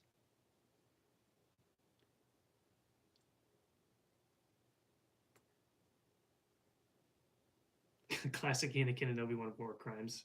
They are the, yeah, Obi-Wan fake surrendering. Something appears to have happened to your shield, General. Like, he's totally, yeah. Coconut says he's thought about doing Teth. Purple, yeah, purple. Just, yeah, I don't know how expensive it would be on Bricklink because I can't imagine a lot of people buy purple. Just Teth would be a cool just to build it vertically up like that with the monastery, and then have, I don't know how you get the ATTEs on the side of the wall. That would seem really hard to me. But I mean, if you could pull it off, that would be really cool. But Teth, to me, is so cool. I love it. Love Teth. Lavender, yeah, lavender probably would be the best. Oh, Tyler coming in with bringing it back, huh? Canceling the Clone Wars, genuinely cried. Yeah, it was so sad. I remember watching the video on my old computer that Dave Filoni said. He's like, "All good things must come to an end," and I was like, "Oh no, don't do that to us, please." That was a sad day. That was a sad day indeed. And then to get so excited about, I'm just not going to bring it up. Never mind. I don't want to talk about Rebels. I'm not a huge fan of Rebels either. I think there's a few good episodes, but I just remember how sad it was to see Clone Wars be gone. It was so sad. Let's see. Favorite Clone Wars set? Favorite Clone Wars set? To me, it's my favorite Clone Wars set that I don't have is the AT-OT with Dropship. No doubt. I don't have that one, but I love it. Paul has that set, and I've got to see it at his house, and it's so beautiful. I love that set. The one that I own is the Turbo Tank from the Clone Wars Turbo Tank, not the Revenge of the Sith one. The Clone Wars Turbo Tank is definitely my favorite there. Lazy Bricks, welcome. We're just talking about Clone Wars and how it connects to real life and Anakin and Obi-Wan's war crimes, all sorts of stuff, all sorts of fun stuff like that. Yeah, definitely the Clone Turbo Tank is my favorite set from the Clone Wars. My favorite by far. I love that set so much. I just remember getting it for Christmas and just it's so good. I love that set so much. Definitely my favorite set. Because the playability when you were a kid, just being able to roll it around on the ground was so good too. Quinlan Voss versus Cad Bane. Yes, there is. Oh, who did it? I think it was Loose Bricks on Instagram. I think I could be wrong, but he did a pretty cool one of those mocks. It's definitely a cool idea to do that battle with Quinlan Voss and Obi-Wan versus Cad Bane, for sure.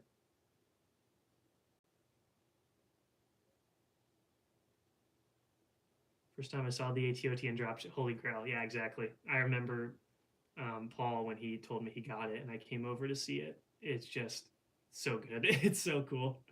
It's so cool.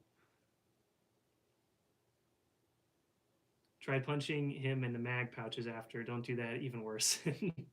We Marines are the sharpest tools in the shed. Oh goodness. I'll take that. I'll keep a note never to punch somebody in the either mag pouches or his ballistic plate whenever I'm at the range or something. Coconut also says he does enjoy the Twilight. Twilight's an interesting ship for sure. I don't know how I feel about it. To me, it's kind of iconic, but it's also just so odd that like they wouldn't just use a normal ship. But again, they're probably trying to make it like Anakin's kind of ship, so I don't mind it. I think it's all right.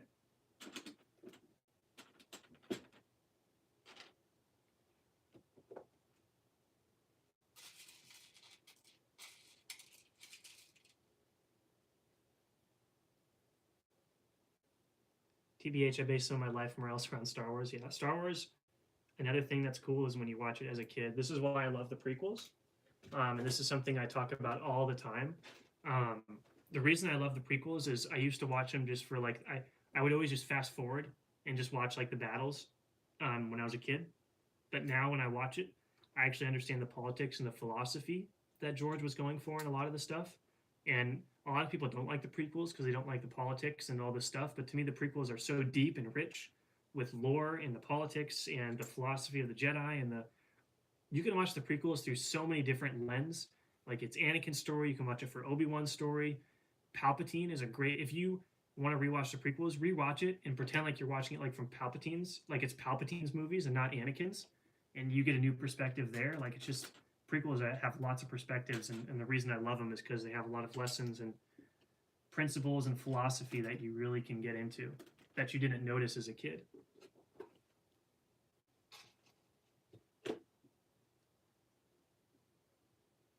Honestly, my most wanted Lego Star Wars set is a Shock Trooper Battle Pack. That is an excellent idea. Shock Troopers are really cool. I love Shock Troopers. I kind of wish we just would have seen them fight somewhere off world, not just Coruscant. I think it would have been cool to see them. Well, I guess I'm wrong. Never mind. Never mind. I'm wrong. I'm wrong. I'm wrong.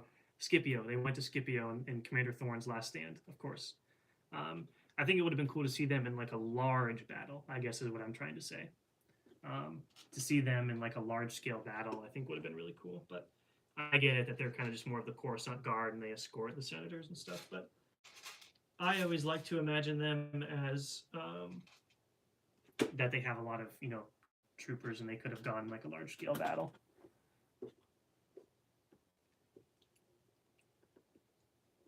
Let's see.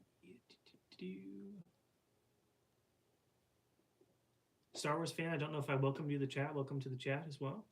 Where did you get the blasters from? So let me see here. We got one of the rifles right here, and then we got some blasters. They're from Brick Arms, but I bought them through Brickmania. So essentially, Brick Arms they make droid ones too. I haven't gotten those, but they make great weapons, blasters and rifles, and then they kind of sell them through all these different sellers. So Brickmania is just one of the closer ones to me. So I order from Brickmania.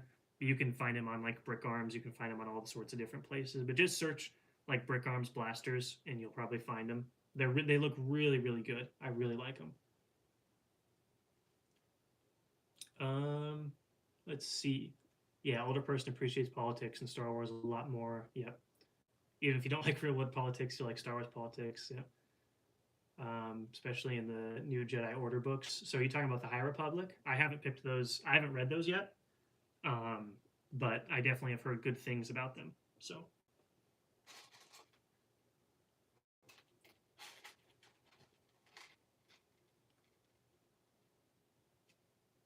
Oh, you're right. They did go to Mandalore in season 7. Yeah, that's true. To escort Maul.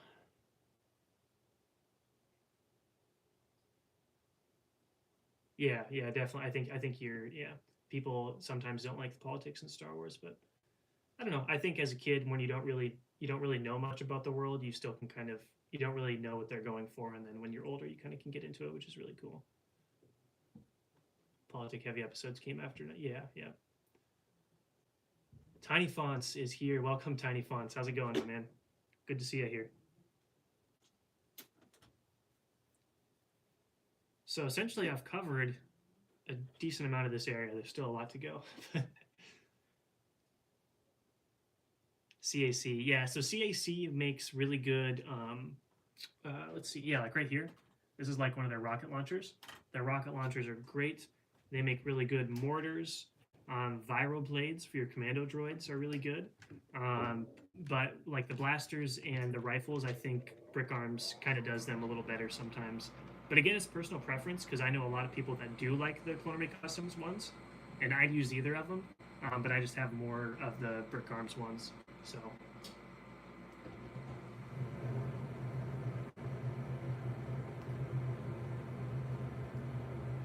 Okay, so Trooper Glow, you're saying so Mace Windu's, you're saying, I know Mace Windu's 187th guys had the Shock Trooper design. It was just in purple. I guess I didn't really think they were actually Shock Troopers. I thought they were just Mace Windu's like custom troops. But Shock Troopers also, it's a funny thing they call them Shock Troopers because obviously Shock Troopers have different terms when it comes to like military and stuff, but they kind of made them just guard senators in the Clone Wars and some of the new canon stuff. I don't know if they've introduced the 187th in new canon yet. I wish they would because 187th is so cool. Kanan Jarrus clone. Yes, you're right. I did read that comic. I read Kanan's comic. Was it like Commander Gray or something like that? Also, sorry if you can hear background noise. My furnace started up again. But yeah, I think it was Commander Gray, maybe. And I don't remember if they were Shock Troopers or not. Maybe they were. But they definitely had the same red kind of markings. That was also a really good comic. The Kanan Jarrus comic, that was a really good comic too. So I'd recommend reading that one as well as the Darth Vader comic. The Charles Soule Darth Vader comic was the one I read. That was really good. But the Kanan comic is also really, really good too.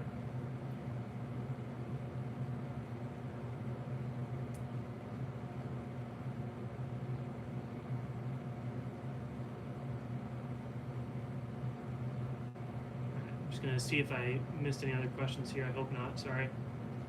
First time doing this live stream, so I'm trying to build, but also trying to watch the chat. So.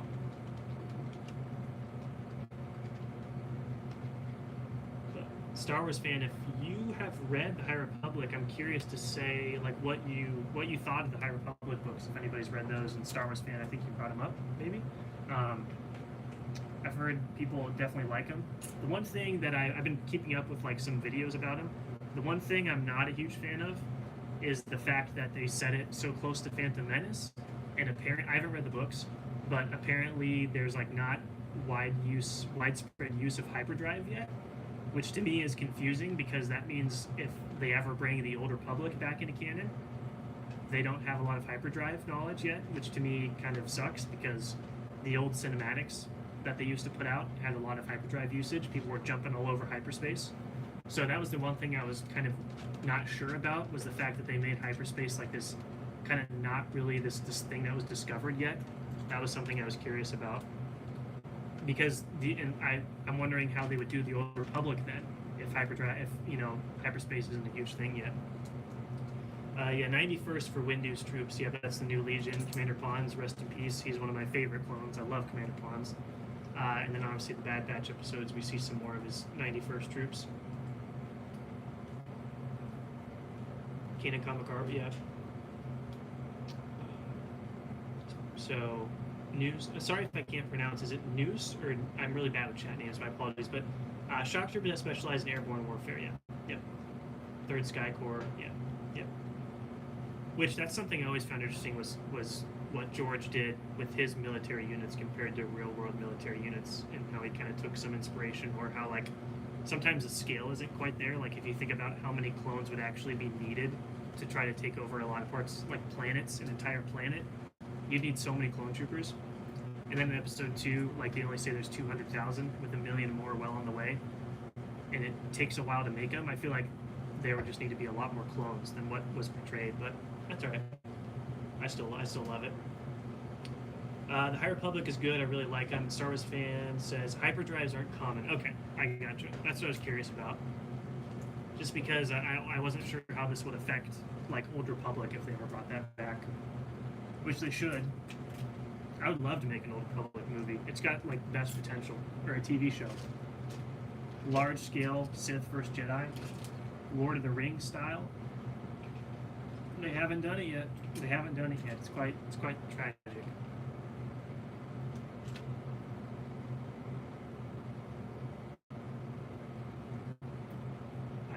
Old Republic is so cool. So.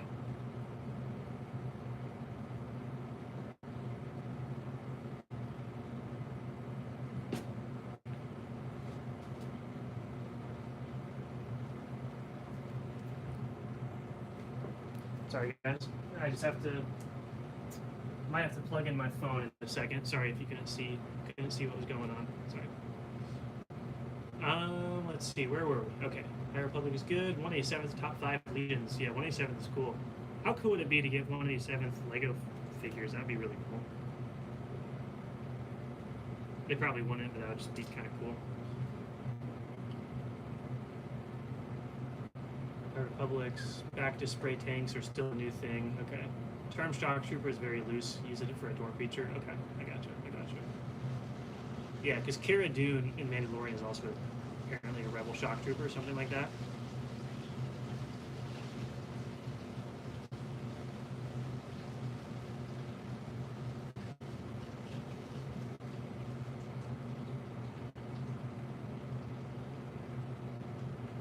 Let's see. Tiny Fonts is asking favorite Clone Wars episodes / arcs.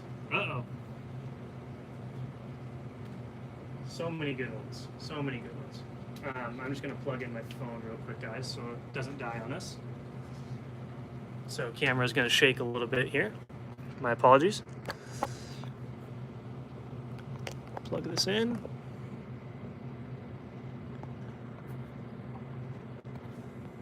All right, good to go. Okay. Sorry about that. I'll charge the phone. All right, see you later, Brad Bricks. Thank you so much for joining, man. I really appreciate it for the first live stream here. Back to tanks to exist in the real world. Yeah, that would be something. That would be, yeah. Okay, so back to Tiny Font's question here. Favorite Clone Wars arcs and episodes. My all-time favorite all-time favorite Clone Wars episode. No question in my mind. Well, I shouldn't say that. Rookies is definitely my favorite. Rookies is my favorite episode. It's Rookies and Landing at Point Rain are my 2 favorite episodes. And then favorite arcs, I think the Ryloth arc in season 1 is very underrated. I love the Ryloth arc. I think it's really, really good, especially the 2nd episode, Innocence of Ryloth with Waxer and Boyle. That's one of my favorite episodes of all time as well. I just love Waxer and Boyle.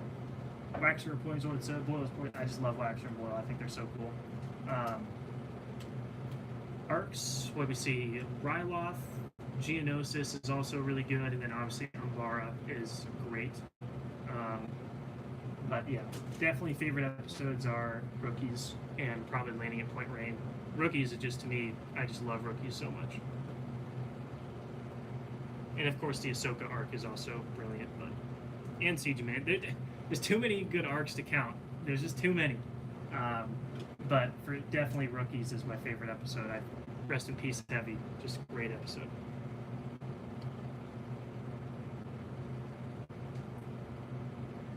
So let's see what we got here. quality over quantity for George. Yeah, I can definitely see that.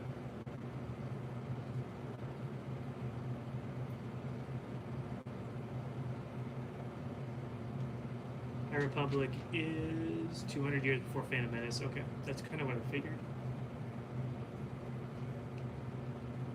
ARF Trooper, nice. Welcome, dude. How is it going? Heavy, yes. Rest in peace, Heavy. My goodness. And, of course, getting introduced to Domino Squad. I mean, that's awesome, too. Domino Squad is great. Great. Probably not thinking of other episodes that I like, but arcs, I can't pick a favorite arc because I love all of them. Well, not all of them. I don't like the Martez sisters arc or whatever that one was, but I really like most arcs. I absolutely adore, and I'll rewatch any of them. So, but I just know, like, you know, Umbara, Geonosis, Ryloth are some of my favorite ones. Well, it's the Citadel too. Let's not forget about the Citadel. Come on. The Citadel is just crazy good. I love the Citadel. Citadel is great. Great episodes.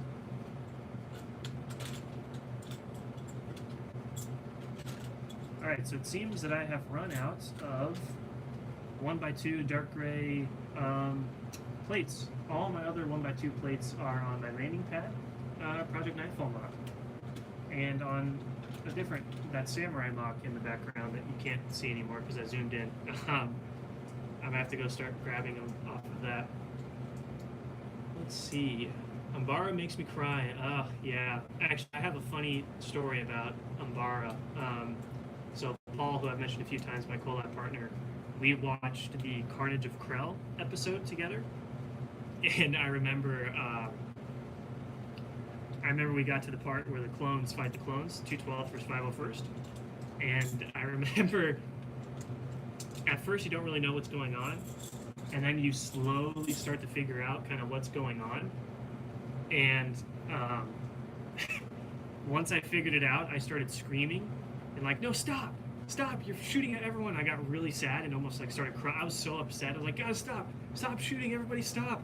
Meanwhile, Paul is laughing so hard because he is loving this, because he always dreamed of who would win between the 501st and the 212th, and he loved seeing them fight each other, not because like seeing them die, but seeing like who would win between the 501st and 212th. And he was just making fun of me because of how upset I was getting that they were fighting each other, and he was just sitting there with a grin on his face. But yeah, what a tragic scene. But it is kind of cool to see the 501st fight the 212th, because you always wonder, you know, who would win between all these different legions and stuff and battalions. So I'm a 212 guy though. 212 is my jam. I love the 212. Oh yes, R2 and 3PO, the Nomad droids, those episodes. Yeah, those were something, I'll tell you that. Although those episodes have some great moments with Wolfpack, with Commander Wolf and the Wolfpack, just great. Where 3PO's like, he's like gonna tell a story, and then Plo Koon's like, oh, I'm sure Commander Wolf would love to hear about it, and then Commander Wolf is like, wait, sir, and 3PO has to tell him the story or whatever. Great stuff. Stream more often? Yeah, I mean this is pretty fun. It's too bad that there's not much building. Like, it's kind of hard to see what's going on, but I think what's going to be cool is once I get to the buildings, like the actual, you know, tall buildings on Muunilinst, those are going to be really fun to stream, because you can actually see the progress of them being built. No unnamed clone made it at Citadel. You know what? Justice for the unnamed clones, because that episode in the Citadel, the unnamed clones in the Citadel have some horrible deaths in that one. I mean, come on. You got one guy gets shot in the head by Sobek, execution style, because Evan Peel is like, we're all ready to die, protect that intel. They just get shot in the head. You've got the one clone trooper who gets sliced in half by the doors. You get Charger, who falls into the, like, really high up, gets electrocuted and falls down. You've got a couple other guys that fall off a cliff. Like, you've got all the unnamed clones in those episodes just had such a hard time. They really did. They had such a hard time. Those poor unnamed clones. Poor unnamed clones.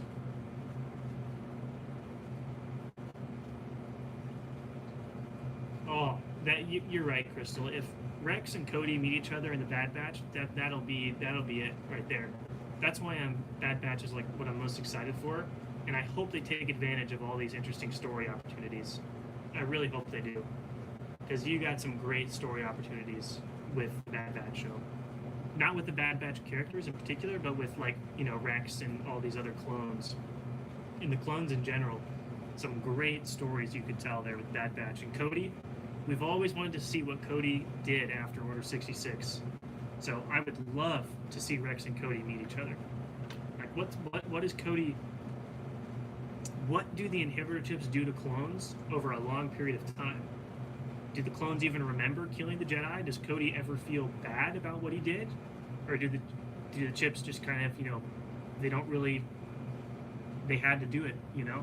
That's one of the things I liked about no inhibitor chips, was the fact that clones had to kind of struggle with that maybe, but I would love to see Cody in the Bad Batch. I think that would just be the best thing ever. Can we talk about our Lord and Savior C-3PO? Yes. 3PO. Telling the Ewoks, Commander Wolf, everyone's hearing this story.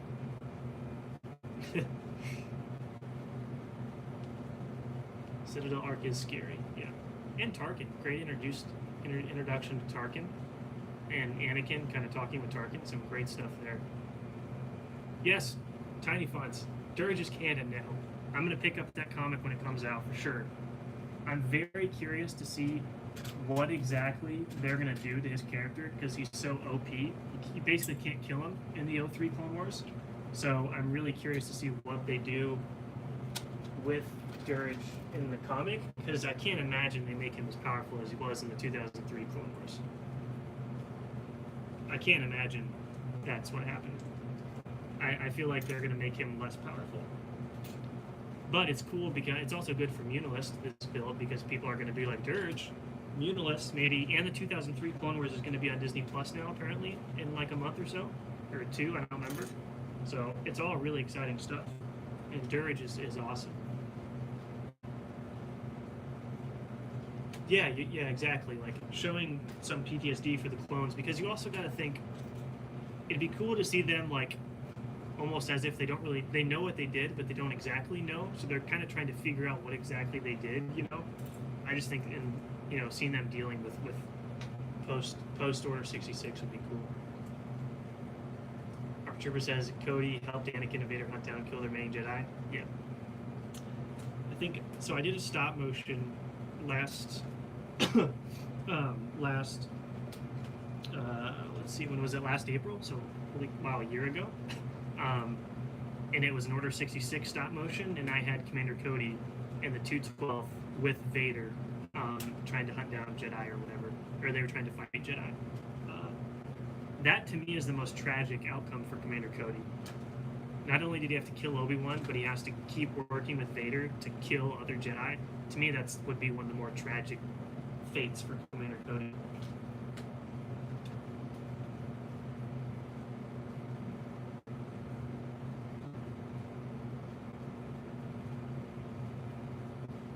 Book of Boba Fett has some great potential for bounty hunters. Dirge would be cool.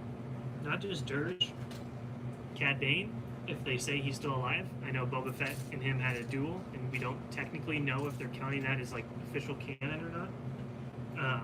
We've also got, my favorite to show up would be Embo.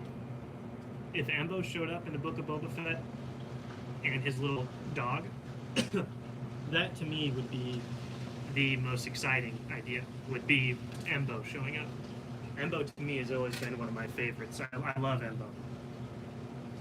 I think if we get kind of like a bounty hunter team up thing, which would be nice, you know. I think Embo would be so cool. I love Embo. But yeah, Book of Boba Fett will be interesting. I've never been a huge Boba Fett guy. Like I said, Jango Fett is always my guy. But since Tamora Morrison is playing Boba Fett, obviously, he's so cool. So I'm definitely excited to see him as Boba Fett. Yeah, it'll be fun, especially if they bring in these bounty hunters. I think Bosk is also rumored, so that would be really cool. And just the end scene from Mando season 2 finale where he went in Jabba's palace. I think that's just got some, what a cool scene. Let's see. Kind of want Cody to be in a Winter Soldier type character. Interesting. That would be an interesting dynamic right there. Embo, yep, Embo's the best. He was in one of the Aftermath books. Okay, interesting. I didn't know that. Spider Brothers Productions, what is up? Oh, thanks. Glad you're liking the mock so far, dude. Thank you. Definitely a lot more exciting things to go with this mock. This is, in the names of the infamous Count Dooku, this is just the beginning.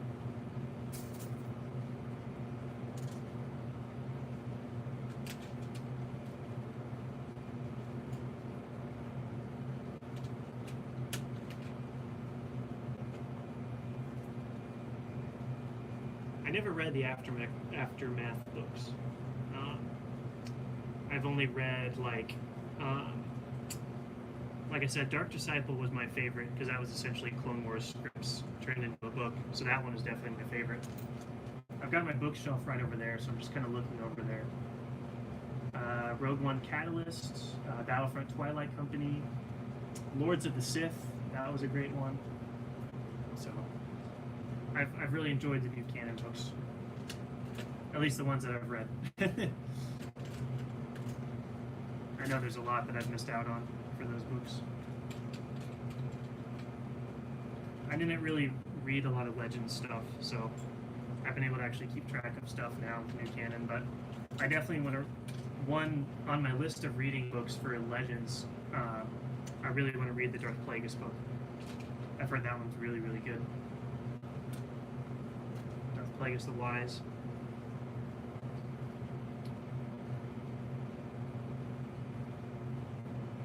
Mock for stop motion would be fun. It would be really fun. Although it'd be so hard because you'd have to use clay or something to place all the figures. Have you read Son of Dathomir? Yes, I've got it right. Actually, yeah, I've got it right over there. Son of Dathomir is great. I think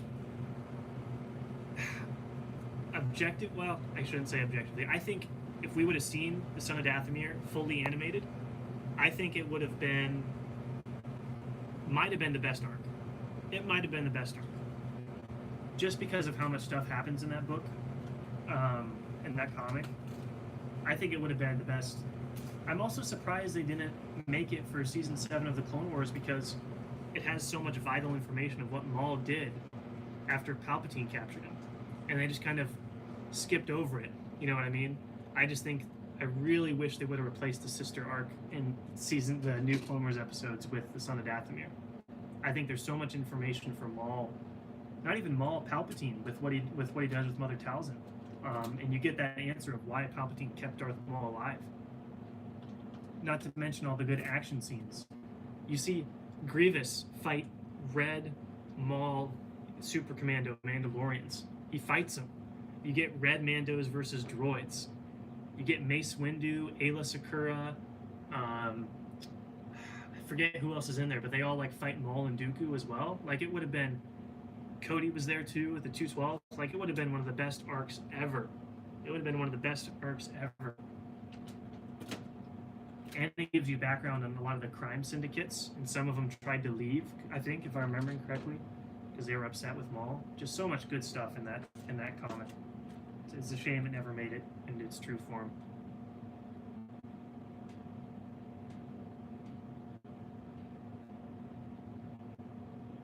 Brickful is back. Hey, how's it going, dude?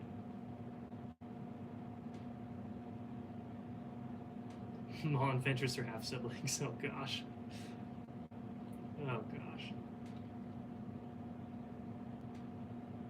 This planet was in the original Clone Wars show, right? Yeah, so the 2003 Clone Wars is what this planet is from. Yep. Epic battle. It's an epic battle on that show. It really is. Red Dooku from the Red Jedi from the Clone Wars. Yeah. So I always get them mixed up. It's either Tiplar or Tiplee. I don't remember which one's which. I'm sorry. I don't remember which one's which. One of them fights Dooku and Son of Dathomir. The other one is the one that Tup killed. Poor Tup. Poor Tup.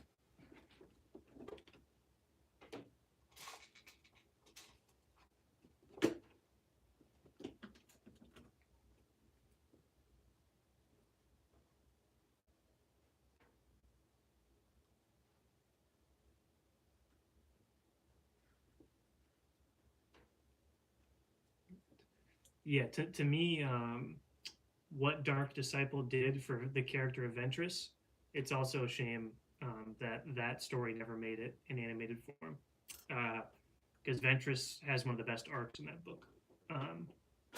Yeah, just what a great. If you guys are looking for one book to read and you're a huge Clone Wars fan from the new canon, Dark Disciple. It's great. You get answers to what happens to Ventress and what happens to Quinlan Voss. I know people have been throwing around the idea that maybe he shows up in Bad Batch. I think that would be really cool to see him, because we do know he survived the Purge, Order 66. We know he survived, I think, from one of the comics. I'm pretty sure his name was on like a list that Vader was looking for Jedi. So I'm pretty sure he's still alive. I would love to see him in the Bad Batch. He's such an interesting character, but he gets a great arc in Dark Disciple as well. So essentially what it is it's a bunch of scripts from the Clone Wars that they were going to make into an arc, and then it got canceled, so they turned those scripts into a novel. So that's essentially what the book Dark Disciple is.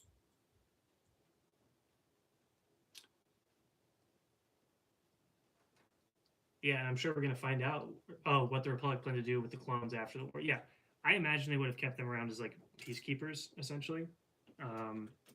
That would be my guess. Although I don't think a lot of planets would have been happy with that. So, because we know a lot of people were, not very happy with the Jedi or the war at all. Yeah, Quinlan Voss is, yeah. Yep. Pretty good stuff from him in that book. Alrighty, so we're probably going to wrap the stream up pretty soon here, guys. Been going for almost 2 hours. Wow, definitely doesn't even feel like it. That's pretty crazy. So yeah, just to kind of, I guess we'll kind of start to close it out here. But here's kind of what I've gotten done so far. Doesn't seem like a lot, but again, for you guys who have been here, it's taken a long time to do this stuff. Obviously, I'm talking still with the chat, but yeah, I've got a little bit left to do here up in this kind of corner, and then up here, and I'll do the same thing with the light gray stuff as well. So I'll probably end up finishing that fairly sometime soon. The next Munnilinst update video will not be this weekend. It'll be next weekend. This stream is going to kind of take the place of the update, if that makes sense, because I wasn't able to get an update video done this week due to lots of schoolwork. And tests and all sorts of stuff. Lots of fun stuff. So I wanted to make sure that there was at least something, based around Muunilinst for content this week. And then Sunday I'll also be uploading. I've got a samurai mock from one of my recent videos, the start to finish episode, and I'll post a cinematic for that this weekend. And then next weekend will be the next Muunilinst video. I'm guessing probably do some updates on this, completing this, and kind of putting in some feedback that you guys gave me. I'll probably implement some of that as well from the previous episode. And then it might be time to start on the buildings, which is going to be pretty fun. Crystal, thank you so much for joining, man. That was super fun. I'm really glad you're able to make it. That was a lot of fun. So I'm really excited to do another live stream. Thank you so much for joining, man. Have a good one. And everybody else, thank you so much for joining. I was a little nervous. I wasn't really too sure how the live stream was going to go. So I'm really, really happy that I actually sat down to do this and that you guys all joined. Yeah, I'm really excited that you guys actually joined. It's pretty cool. All right, we got a couple more questions here, and then we'll wrap it up. This build looks fire. Thanks, man. Any tips for building a mock? First mock. Wow. Well, first off, congratulations, and thank you so much for building. Really, that's awesome. I'm really happy to hear that you're building. I'm always super excited when people say they're building for the first time. I would say First building, don't try something too big. Do something reasonable that you can do. Do something that you're excited about, and that you'll be motivated to, and expect it to take a while. Don't think you're going to get a build done in one day. Take your time. Have fun with it. Definitely have fun with the build. That's the biggest thing because you want to have fun, so you keep doing it. And yeah, it might get frustrating. There's been numerous times where I've just been like wanting to chuck my mock off a table just because it's so frustrating. So just don't get frustrated and just have fun. That's the big thing. Have fun. Experiment with different pieces. Just have fun, man. That's the big thing. Tyler asks, will we be making a pillar or two destroyed? Yes, 100%. I want to make them destroyed. Right now I have them up because I think it just looks really cool when everything's standing straight up. But once I start these buildings, because the next section is going to be a destroyed building, lots of destroyed buildings, I'm going to like cut some of these off and kind of break. I'm going to take some of them apart and use a bunch of one by one bricks and stack them up as if it's been like kind of destroyed and blown off. I think that's going to be really, really fun. So I'll definitely be doing that for sure. Definitely going to add that in there. Yeah, building a hangar, definitely. And again, I don't know how many of you guys heard me say this last time. If you guys have an Instagram, my username is the same that it is on here. So if you ever want to DM me any pictures of your mocks or videos, I'll definitely check them out for sure. And then if you have any questions on, I know some people had questions on Bricklink or how much it would cost to build a big mock, all sorts of stuff like that. Feel free to DM me on Instagram and I'll just reply to you guys. So it's my username's the same as it is on here, Lego_Gavin_Productions. So if you guys are doing that, feel free to DM me anytime you want. I also post some stuff on there. I don't post as much as I used to, but I definitely post some finished pictures on there, and it's pretty fun. So definitely do that if you guys have an Instagram. So wow, that was a great first stream, guys. That was really, really fun. I appreciate everybody joining. I hope you guys had. Hopefully you guys could, if you had fun, incorporating into the chat. Also, oh, sorry, I forgot to say hello to Corporal Bodie. Sorry, man. Sorry I missed you. I must have been talking about something. Sorry, man. Thank you guys all for joining. Hopefully you had fun interacting in the chat, or you just had this on in the background while you built. That's kind of the big thing. The fun thing for this is just kind of to talk and hang out while we build. So thank you guys so much for watching. Hopefully, you know what? I'll do another one of these soon. I'll try to do another one of these soon because this was a lot of fun. So thank you guys so much for watching. I hope you guys have a great day, and may the force be with you always.